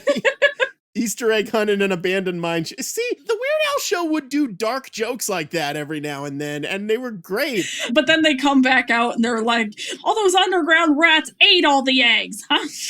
Or something like that. And then Varna's just like, that's the last time I trust the miners, which I wonder if that was also a callback to the mining episode. I'm sure it was. And Uncle Ralphie says, next year I'm going to Fred Huggins' holiday party, which we'll get to Fred Huggins, because he's got Oh, man, I can't wait to talk about Fred Huggins. He's got a segment later on. But Yes. And then just the random British guy just shows up and he's like, gets into a feud with Varna and then just starts attacking him. I'm like, wow, I love Hamilton. Al bashes 2 trash can lids together, which is a great way to silence the guests. And, and he says, this party's for happy people. If you're not happy, then leave. And they all do. So They all leave. They're like, yeah, whatever. What'd you think, Al? And it's like, no, Al has a party for one because he didn't listen. And it's like, we get it. We get it. We get it. For the longest time, I just assumed those Billy West bits were just callbacks to the Batman TV show from the 60s. Ooh, yes, I could see that. that was kind of ultimately the conceit of them and how they were able to make them work kind of sort of to their sensibilities. But it was absolutely a way to appease the network's desire to have the educational message just pounded into kids' heads. I also fucking love the scene where they're all having a toast and Al's just like, he mentions Bastille Day in the list of giant holiday on the holiday montage. Yeah, he's just going down the list of every holiday in existence, and it's. I'm sure he's reading off a teleprompter, but it's still pretty impressive.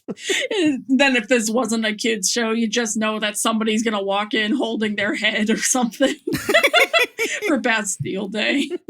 So anyway, after Al kicks everyone out, there's a commercial break, and then the channel hopping segment. Yes. Oh, yeah. Yes. We got to talk about the channel hopping segment because there was one in every episode.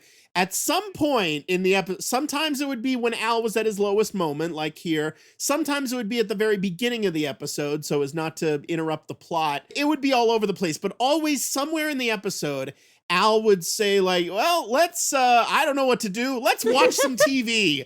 And now the conceit of this, which was introduced in the episode, it was quote unquote introduced in an episode which was intended to be the pilot, but was actually aired like 9th or 10th because the network really didn't like it. But the premise was, you know, Al says like, I know a lot of you out there like to channel hop, and I don't want you to feel like you're missing out on anything by watching this show. So as a public service, let me show you what's on the other channels right now. And that would be an excuse to basically cut to Al's TV where it would just show a bunch of basically blackout sketches of various TV parodies separated by little half-second bursts of static. And they were able to introduce a lot of sketch segments on this that were recurring, like Fred Huggins, which we'll get into. And also the very first segment in this channel hopping bit, the exercise guy, Tony Maloney, which was Al's parody of Tony Little and other exercise gurus who were popular at the time. Oh, okay, so that's who he was making fun of.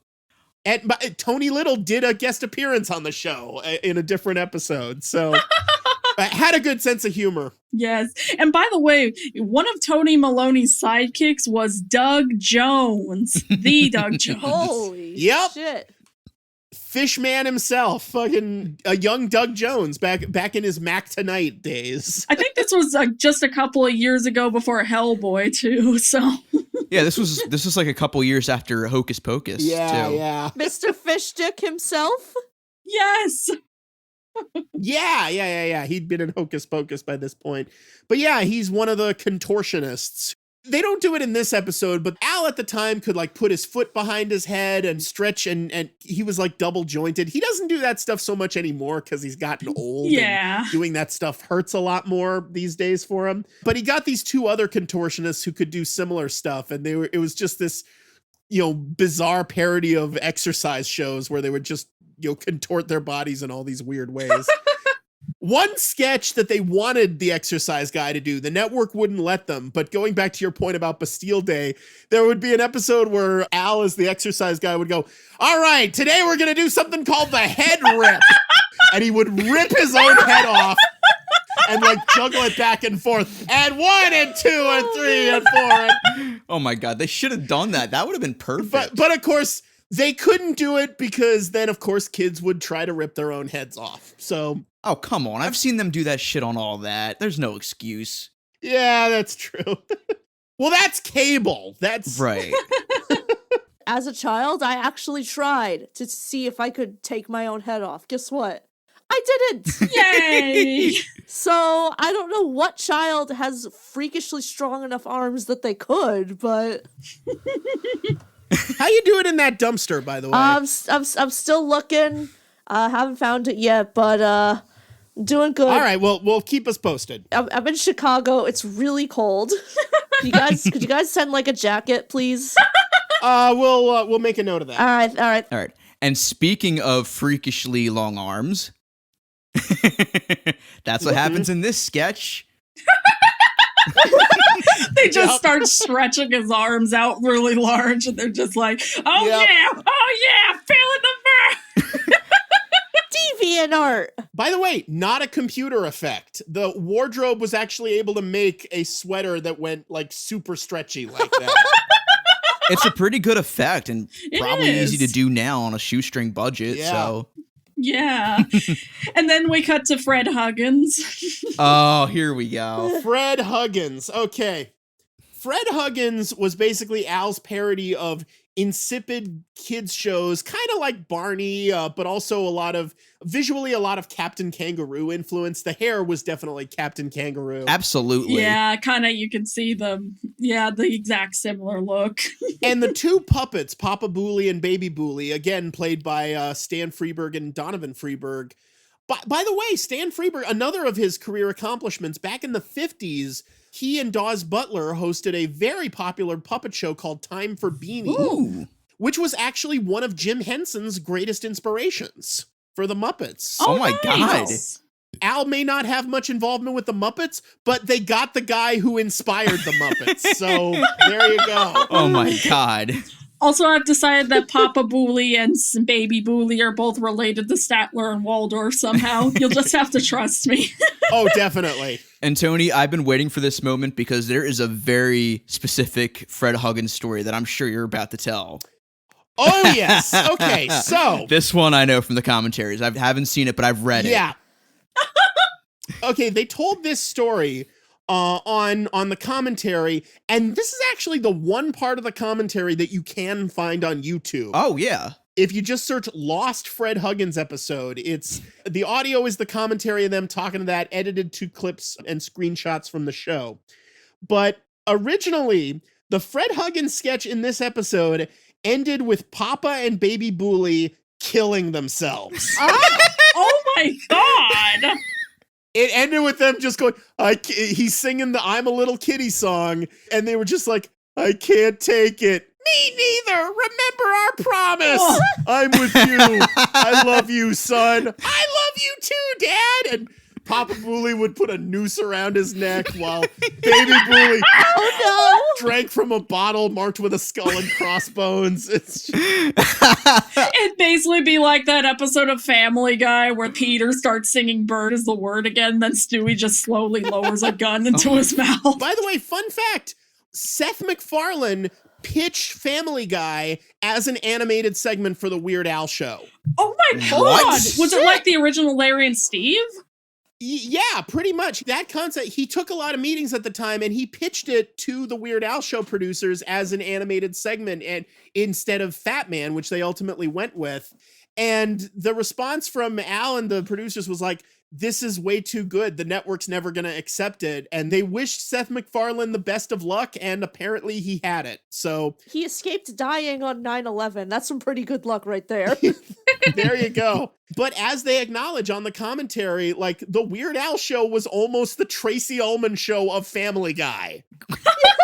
That would have been fucking nuts. But That would have been insane.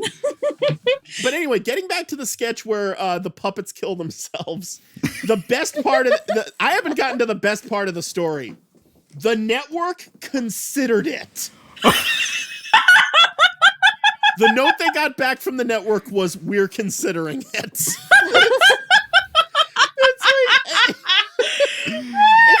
Their standards were so fucking erratic on this show. Jesus Christ. But I must say, as great as them killing themselves would have been, which is a sentence you never want to hear, as great as them killing themselves would have been. Yeah. I must say, calling the insane asylum is a great substitute. Yeah. I especially love the way Papa Booley says, yeah, he's singing the kitty song again. That's just a great line reading. They just get him arrested. Yeah. Where are you taking me? The Weird Al show did do a very good job of getting dark when it wanted to be. You're hurting my little wristy. Also, when the next commercial is today we're going to be talking about the uvula, I was like, Yes. oh God, it's going to play WAP. The urethra? You know, this show had an obsession with uvulas. It mentioned them a bunch of times. Oh, yeah. One of my favorite quotes from the Hooky episode. There are 3 things you want to say. Yeah. Please, thanks, and and uvula. Aw. Hey, the uvula is a funny fucking body part. I mean, what is with that thing? You know, Cardi B should have watched this show. Then she'd know what uvulas are called. Exactly. Certified freak, 7 days a week, wet ass uvula. What? I forgot the rest of the words. Weird Al pasta. I don't know. So let's say, just assuming that you have a uvula. Let's say, just assume uvulas don't get wet in that regard. I don't know what. Tony, no. So let's say you have a quote unquote wet ass U word. Let's say just hypothetically, let's say for the sake of argument that you had a Wonder Hamster and it was And hypothetically, his name is Harvey. I can imagine if the Weird Al show still somehow miraculously ran today, they probably would have a Tucker Carlson XP or Ben Shapiro a la how the Animaniacs reboot did it. Basically, the Al TV reporter turned into a right-winger over time. Yeah, the news anchor sketches were also part of channel hopping. In this episode, he's, this just in, ping pong spelled backwards is not gnip. I just love random shit like that. Me too. We should also talk about the Siskel and Ebert parody. Oh, yes! Oh my god! Those are so fucking beautiful. By the way, this marks the second thing we've covered on this podcast with a Siskel and Ebert parody. Huzzah! Yeah, the Puzzle Place had one. Oh, wow. The thumbs up, thumbs down show. It was oddly prescient of how film criticism has evolved into childish name calling. Oh my god, yeah, like basically how they were in the record episode, how they were talking about how, oh, this movie is the greatest thing ever, and this is the greatest thing ever, and then this episode they're basically yelling at each other back and forth. I'm like, oh my god, it's the Batman v Superman fans and the Last Jedi discourse. Yeah, how is this bit not become a meme at this point? A couple of fun facts about that sketch. The movie they're talking about is Rabid Puppy, which was the name of an actual unproduced screenplay that Al wrote in the 90s. Oh, yeah. Was it Cujo? It was going to be like a Spinal Tap type thing about a band called Rabid Puppy. It was written for Showtime and it never actually got made. Oh man.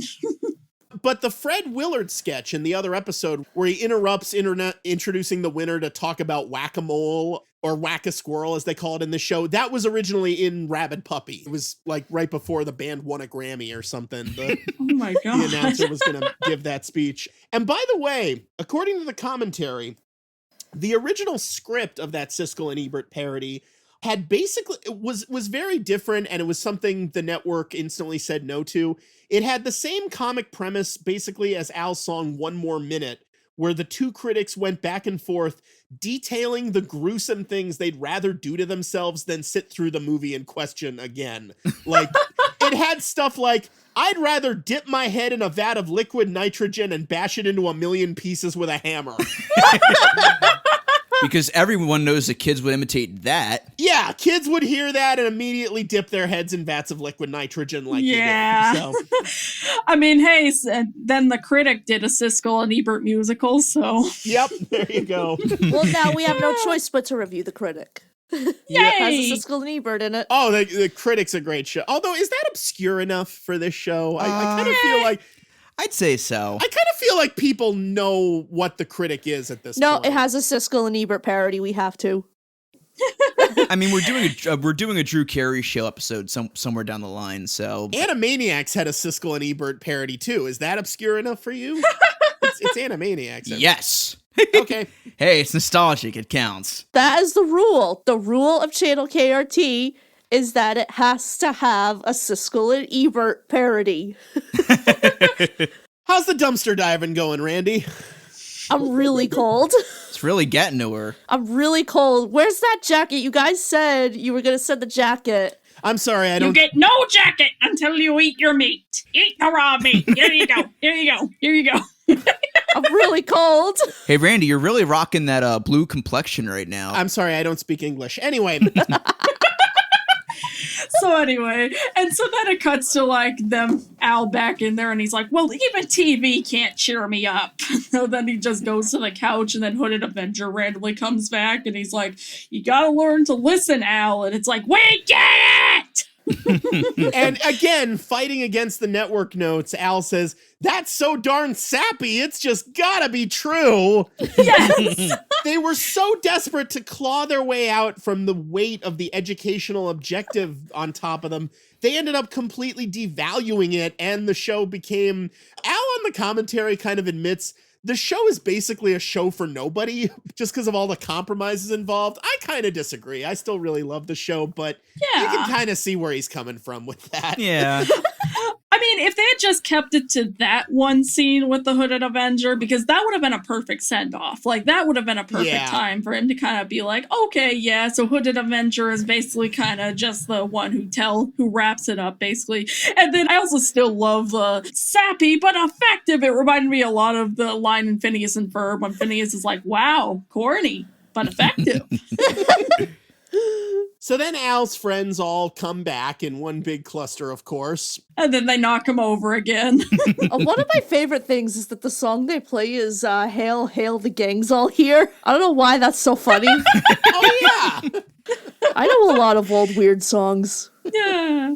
So we gotta talk about the home movies. Yeah. Oh Yes! my god, yes. Yes, I we am do. That was another segment they did on the show occasionally. They didn't do it enough. They only did 3 segments of the home movies in all the 13 episodes, but it's just some of the best of just, this fast motion Super 8 footage of like Al's crazy life before he had a show. In this case of Al's childhood. Oh, yeah. Child Al has the mustache, glasses, and hair. I love it. And the Hawaiian shirt. He has that is fucking great. They were just like, I mean, I could see him having the glasses and the hair, but the mustache, it's so He was born stupid with and I it. love it. It just makes it funnier. Absolutely. The doctor said he has terminal mustache disease. Yay! The home movie segment in this has probably the line possibly the funniest line in the whole series, the one that still makes me fucking laugh. When it cuts to Let's all say it together. 3, 2, 1. Ew, a dead bird! Close enough. Close enough. And then they have the amazing Jonathan in that section playing his Uncle Jonathan. Over the beautiful footage of the Thanksgiving turkey, ew, it's a dead bird. I love that. I mean, he's not wrong. Ew, it's a dead bird. It is! And When then you think of... I mean, Al was a vegan by this point, so yeah, it was kind of his vegan commentary. And Ew, it's a dead bird. if you're gonna do vegan commentary, that's the way to do it, man. Just, ew, it's a dead bird. And then they're all just like, well, we all sat around for the table for a little food fight. And I was like, that looks amazing. I want to go to that I like Thanksgiving. to think that that's canonically Al's religion, where instead of praying at the table, you have to food fight before you can eat. Yeah. As you mentioned, Crazy Uncle Jonathan, played by the amazing Jonathan, the famous comedy magician, and Al's real-life parents, Nick and Mary, playing themselves. Oh, in this yeah. movie. Yeah. Oh, my damn. God. And Al's mom shows up in the talent show episode, too. She does, yeah. Yeah. Al loved putting his parents in his projects because they are so the opposite of showbiz people. They just never had any interest in performing whatsoever, so they were just so wonderfully awkward whenever they would show up in Al's projects, and it was great. But it's so sweet how they were just so, even though they had no idea what showbiz was like, they were just still so on board for helping their son out. Yeah, they were great. I got to meet them both years ago. Oh, nice. Back in the late 90s at a show. I actually had a nice long conversation with his dad, Nick Yankovic. Wow. Oh, wow. Nice. Great guy. So, another joke in the home movie segment I fucking love. We already talked about the 4th of July joke of burning down the neighborhood. I still just love the kid holding the sparkler, then it just Yeah. cuts to the fire. Yeah, again, showing the repercussions. But the trick-or-treating joke, same thing every year. My friends get all this candy, and I'd get a big sack of broccoli. That is so Weird Al. Yeah. And he just comes in with a Nixon mask. Yeah. And a skeleton suit. A skeleton Nixon. I love that. Skelenixon. Skeleton Nixon. Yeah, because Nixon was dead in 1994, so... Yeah, he was dead by this point, so it worked. They said on the commentary the broccoli was originally going to be car parts. I honestly think that would have taken it a step too far. This is the one case where I think the network note actually made it funnier. I think broccoli was actually the funnier option there. Al doesn't need to be the Iron Giant. Yeah, exactly. Broccoli Broccoli's really good for you, but at the time I didn't really appreciate it. Oh, hey, there's crazy Uncle Jonathan again. He'd always perform his magic acts for us. There's the money. There's the money. What? Yeah. Man, that scarred me for 3 weeks, but it was so worth it. Oh my god, I got so scared at the part where he was like, then he'd send the other kids out of the room, and then, not scared of the tiger, but I was scared it was going to go in a much worse direction. Oh god. They could have. They could have. Thankfully, no, it was just a scary tiger, and I couldn't sleep Yeah. for 3 weeks. Like, oh no, my film's burning up! No! Yeah, the film burns up, and then you have the cringiest stretch of the episode where everyone's actually starts listeing to each other Oh, and God. getting along and and And everyone's hearts just grew 3 sizes that day. Yay, Yeah. who cares? it's really fucking cringy. Everyone's dicks grew 3 sizes that day. Although we do get a brief bit from the guy boarded up in the wall. Played by Yes. Eddie Deason, yeah. Eddie Deason, yeah, Mandark himself. Such a terrifying premise for a side character that there's just a guy boarded up in the wall at all times through all this. And every so often you just hear him, and you just hear him talk with Eddie Deason's voice. It's And he's like, I'm celebrating Hanukkah. Then he's like, Feliz Navidad. oh, we get to see Cousin Corky kiss a hamster. That's nice. Bestiality. Very family friendly. That was wholesome. I thought that was kind of cute. That's someone's fetish, all right. We didn't really get to talk about Harvey that much in this episode. He's a good boy. No, he's not really in it, except for that bit at the very, very end. Yeah. Honestly, I thought that was adorable. How she's just all, I've decided to declare today Hamster Day. Then he just gives her a Yeah. Valentine. I thought that was adorable. Harvey is a very good boy. I do really love the episode that was supposed to be the pilot, where it's Al encouraging Harvey the Wonder Hamster to just do his stunt. It's a very wholesome episode. Honestly, save for the Emo Phillips bit in the Hooded Avenger backstory, that was probably my least favorite episode, just because Really? I mean, it's wholesome, but I guess it's just kind of so predictable even for this show that, I guess Yeah. it just didn't really work for me. Yeah, still, it's Alan Harvey. How could you hate that? That's true.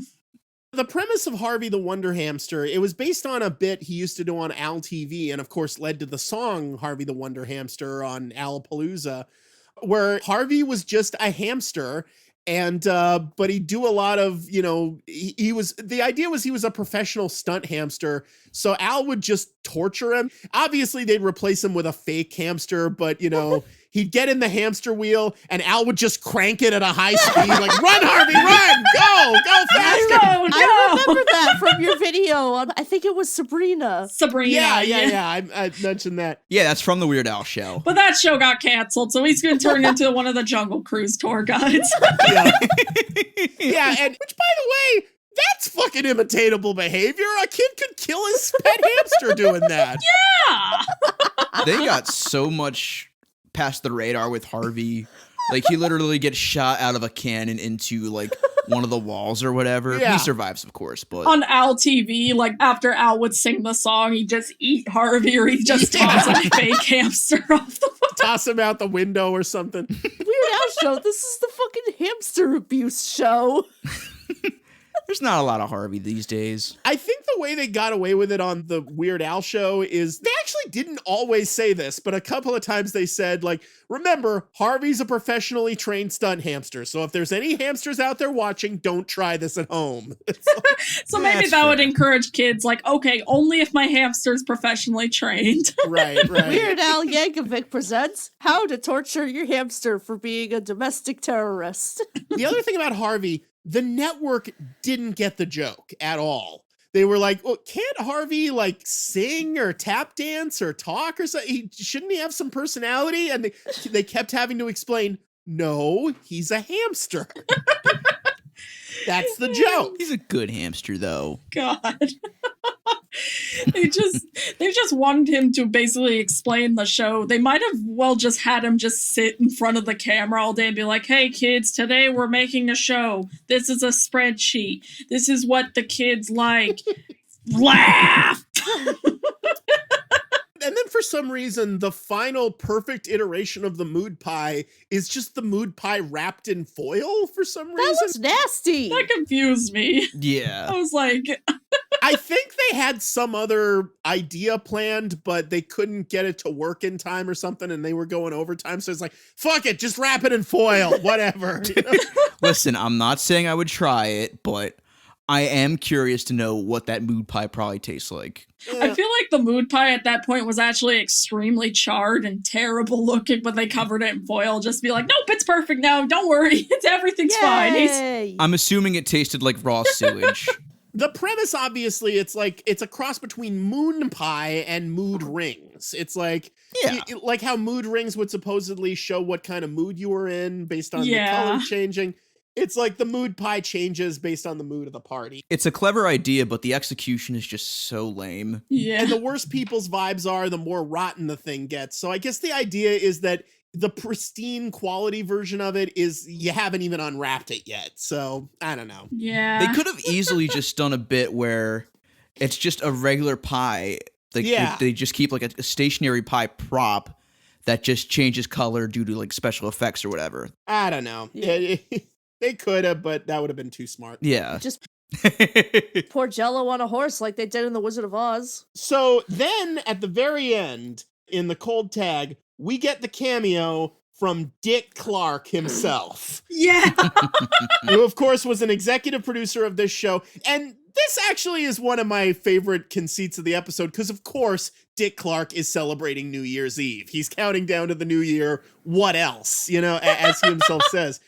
For those who don't know, this was, of course, back when he was still alive and hosting ABC's New Year's Eve every year, which, by the way, at the previous ABC Rockin' New Year's Eve for the switch between 1996 and 97, Al was one of the performers. Wow. Oh my god. I didn't know remember that. Al performed Amish Paradise and Gump at Dick Clark's Rockin' New Year's Eve the previous year. Nice. And of course, the show's almost over, so they can't afford to wait for the new year, so it's just a countdown to the closing credits, which I love. I fucking love that so much that I've basically said that every single New Year's the past couple of years. I've been Yeah. like, happy closing credits! And they almost remember the words to Auld Lang Syne. That's cute. Yeah. I think my favorite New Year's quote joke is the one from Family Guy where Chris just screams, "Some animals give me boners." 3, 2, 1. Some animals give me boners.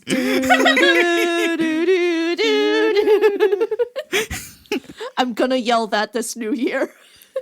I'm just going to say it. This should have been the series finale. Yes. I believe it was the last episode they filmed. And it has the last production code. The production code on it is like 3613 or something. So it was the last of those, or at least it was the last one written or something. But although maybe the last one filmed was Al's Gets Robbed, the last episode after this, because basically they had to clear the whole set in order to do that.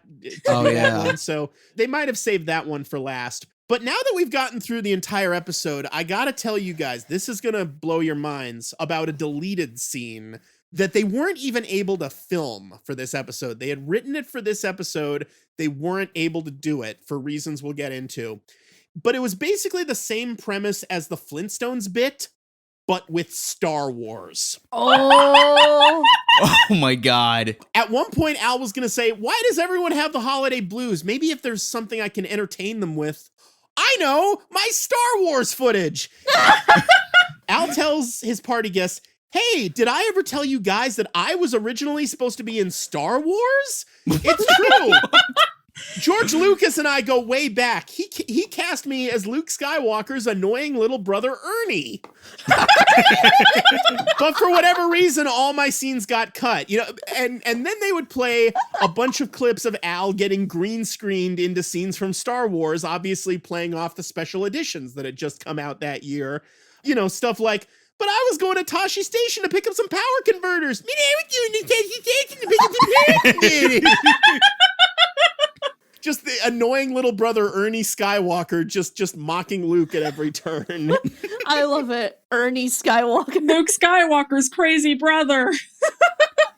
The reason they couldn't do it was so stupid. So they got permission from George Lucas, They got permission from Sir Alec Guinness, who was still alive at the time. Oh my God. For some reason, Mark Hamill turned them down. What? No.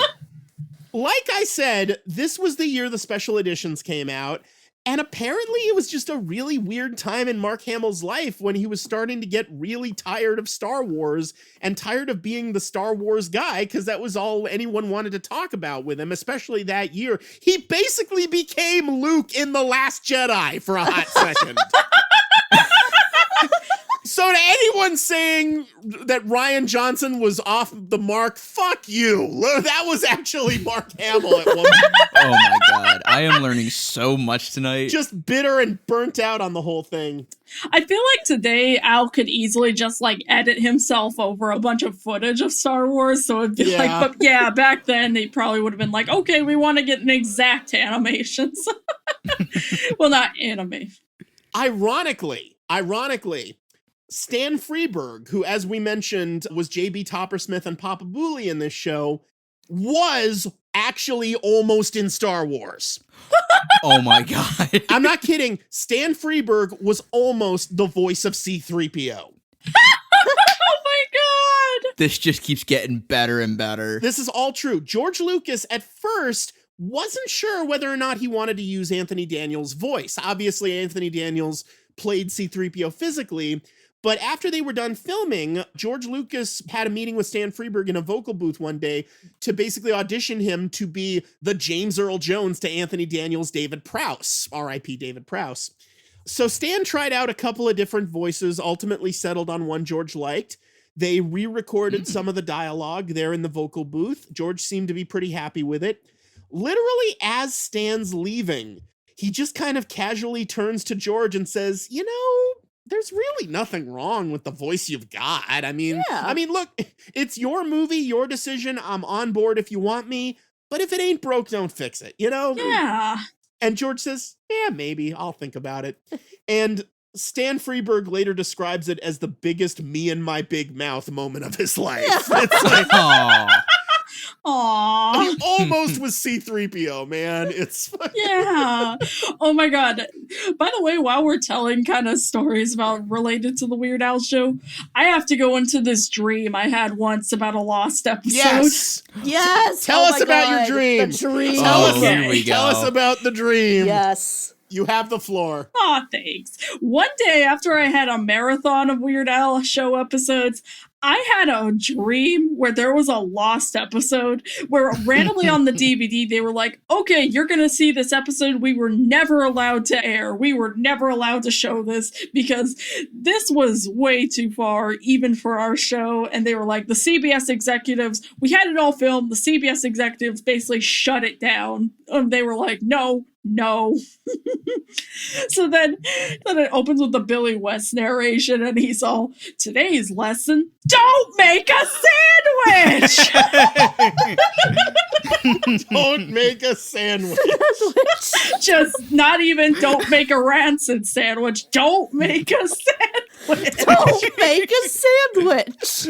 So then it cuts to Al looking around his place because he found this really cool sandwich recipe, but he's not sure if he has all the ingredients. So he's like, I want to make this sandwich. It's going to be the best sandwich ever. And then Harvey's just like, you know what? And Hooded Avenger shows up and he's like, I don't know if you want to make this sandwich, Al. If you found it randomly in the dumpster, that means there's going to be bad news. And he's like, shut up. And then Hooded Avenger just starts crying and runs off. I think, hey, I think Randy has some words about your anti-dumpster propaganda there. But by the way, how you doing in that dumpster, Randy? I'm dying of hypothermia and I got shot in the leg. Good. Otherwise, I'm doing pretty good. How you guys doing on that jacket? We're good. Here you go. You can have mine. I just ordered something on Amazon Prime. It should be here by Friday. Yeah, I'm tracking it. It'll be there in 6 weeks. Here you go. I mean, I guess if I die of hypothermia like tomorrow, I mean, you know, I could probably. You can have all my clothes. I'm sorry. Thank you. But I still did get shot. I still did get shot in the leg. I need immediate medical attention. You guys, Can you guys call 911 for me? Randy, I don't see what the problem is. The garbage should be keeping you warm. The hospitals are crowded. I'm sorry. They're all filled to the brim. Ah, God damn it. Should have thought of that before getting shot. I'm sorry. I don't know what to tell you. Well, you guys at least got any, like, gauze or something? Here you go. You could use this old napkin. Awesome. This totally won't have bacteria in it, thanks. I have a rabid weasel, too, that you can take. Yeah. A whole box of them, I think. The whole box. These weasels look pretty starving and crazed. No, we're all out of those too.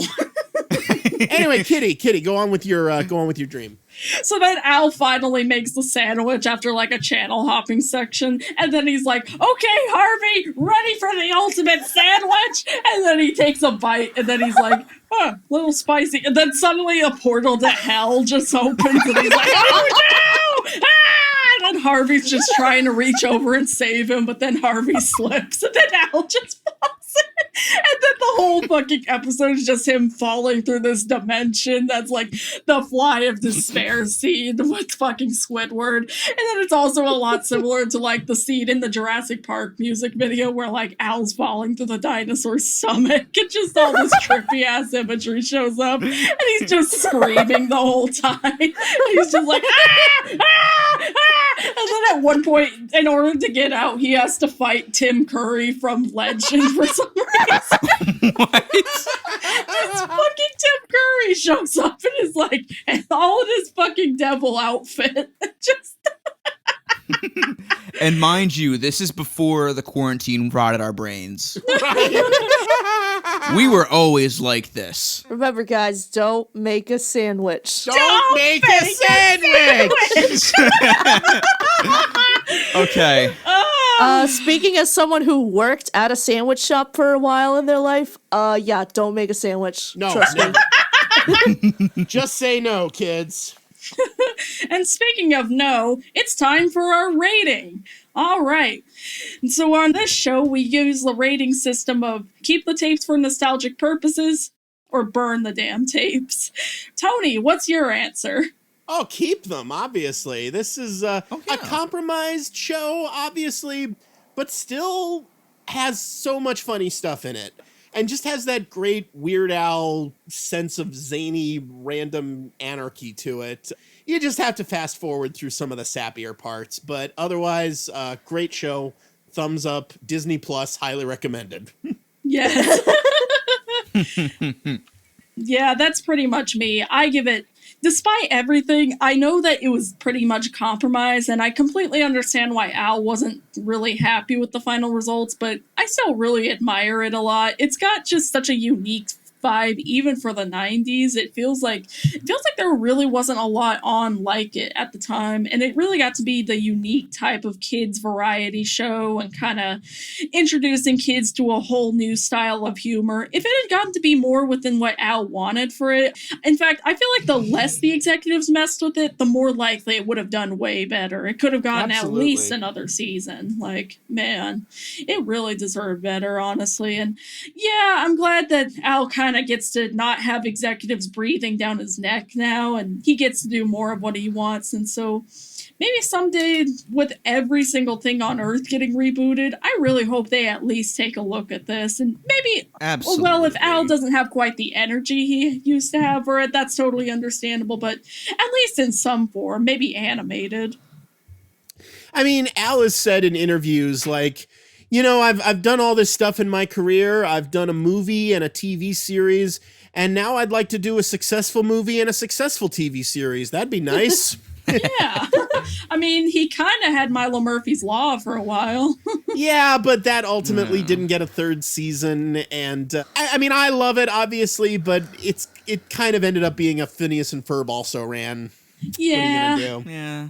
I mean, the writing's pretty much on the wall at this point that it's not going to get a third season, and I'm coming to terms with it. I really am. Yeah, it had a good run. It had a really good run, and of course Al was the band leader on the last season of Comedy Bang Bang. Yeah. Which was nice, but yeah, like I said, that ended up being the last season of that. So maybe Al's just cursed. I don't know. You know, Oh, yeah. Eh. always happens to the nicest people. Yeah. Yeah, no kidding.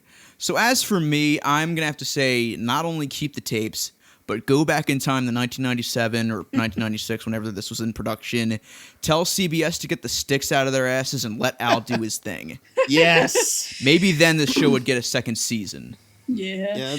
On a side note, I was amazed that Les Moonves or whoever the fuck wasn't in charge while this show was airing, because that seems like the kinds of decisions he'd be ramming down Al's throat about. Like, that guy is a fucking dick and a half. Yeah. And he's even worse to women, but you get what I mean. Yeah, exactly. Fuck that guy. By the way, I remember a couple years ago, I think it was last year or something, there was a rumor going around that Peyton Reed, based off the Ant-Man movies, was now attached to direct the MCU version of the Fantastic Four. Ooh. And a lot of people weren't happy about that because, people thought, oh, Ant-Man's not that great, Fantastic Four deserves better than Peyton Reed. I remember reading through them, and this one guy said, Peyton Reed should only direct CBS sitcoms.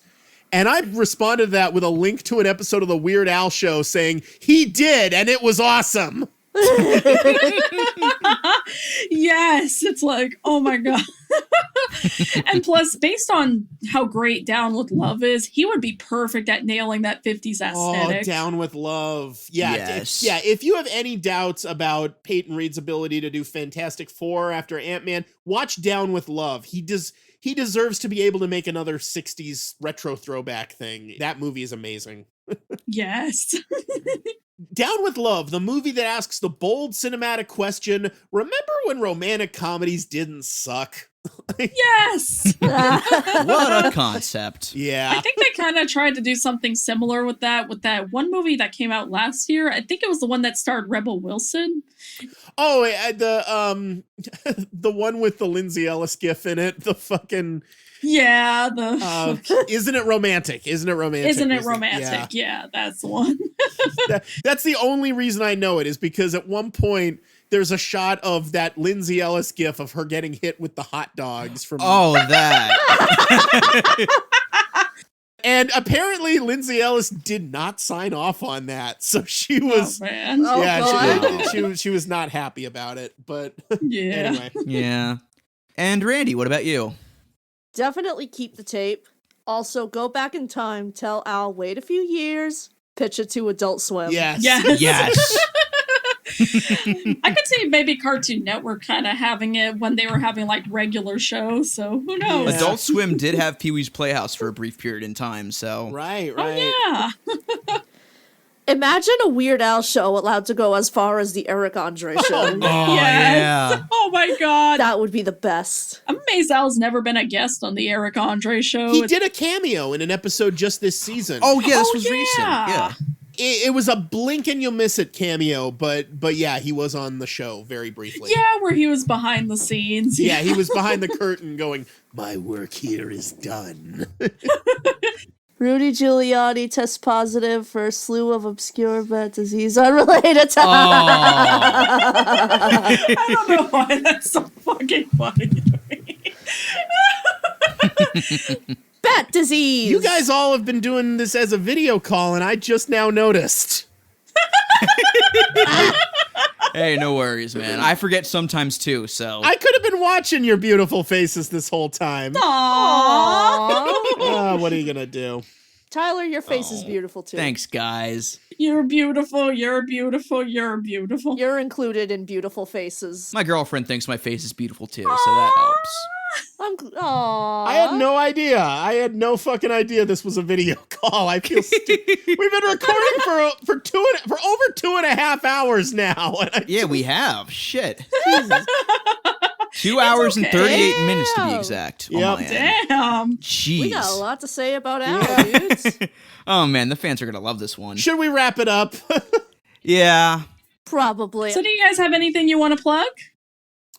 You can check out my stuff. I've got a podcast called Escape from Vault Disney, which all three of these fine people have been on. We have. Both together and separately. I'm a fine people. Yes, you can find that all the usual places, iTunes, Spotify, Google Play, also on pipedreampodcast.com. Escape from Vault Disney is a podcast where me and a rotating series of guests review movies, TV shows, and short films available on the Disney Plus streaming service, chosen completely at random. And we determine whether each title is a Disney Plus or a Disney Minus. Like I said, all three of these fine people have been on the show, both separately and together. And I try to drop new episodes every Wednesday. Sometimes episodes are a little late, but I always try to drop one episode per week. So you can check that out. You can also check out my YouTube channel, youtube.com/Tony Goldmark, where I've got all 3 seasons of Some Jerk with a Camera and various other videos about movies and theme parks and all that good stuff. Huzzah. Yay! And you can follow me at Twitter at Tony Goldmark. No, don't go on Twitter. Twitter is garbage. Follow me and no one else. But if you do want to suffer through the garbage and also follow a not as good Twitter account as my lovely boyfriend, Aww. you can follow me over on Mission Breakout on Twitter with a 0 because the usernames continue to be stolen from me. And then you can also find me at a walking pun on Instagram. And then, like Tony said, select episodes of Escape from Vault Disney. And then you can also find me in your local dumpster because Randy got her revenge on me. Yay! Also, I'm in there too because why not? Yay! Fuck it, I'm going to turn on my video. Why not? Huzzah! Hey! Mwah, mwah, mwah. Aww. Aww. Well, you can find me, Randy, on Cosmic Rewind, but instead of a E, there is a 3 because Twitter username algorithm shit. You can also find me at No Context Harley Quinn and No Context TGIF. I've probably said this for 3 episodes now that I promise I'll update them. I swear to God I will. You can also find my corpse in a Chicago dumpster. Unfortunately, the coat got here. I don't think it got here in time. You guys might want your refund. But if you find my corpse in a Chicago dumpster, please return it to Rhode Island. That would be greatly appreciated. Thank you. Fucking Amazon, I tell you. Don't let my promises. girlfriend die. I mean, don't let Randy die. All right, you can find me at TylerFG on Twitter, TylerFG96 on Instagram, and you can also follow us on Twitter at channel_KRT on Twitter, Channel KRT Podcast on Instagram, all one word, and we have a Discord server now, so you can hit us up on our Twitter or our Facebook page for the link, and we'll happily give it to you. And since it's the holiday season, we are feeling very generous, so you're not only going to get 2 episodes, you're going to get an extra one this season. Yes. Yay. It'll be our obligatory holiday lineup. Because we love you guys. So why not show the appreciation by leaving us a review on Apple Podcasts or just subscribing, spreading the word, and just showing the love however you can. And if you want to, just feel free to spam the reviews by just saying, "Don't make a sandwich," or Or spam, ew, it's a dead bird.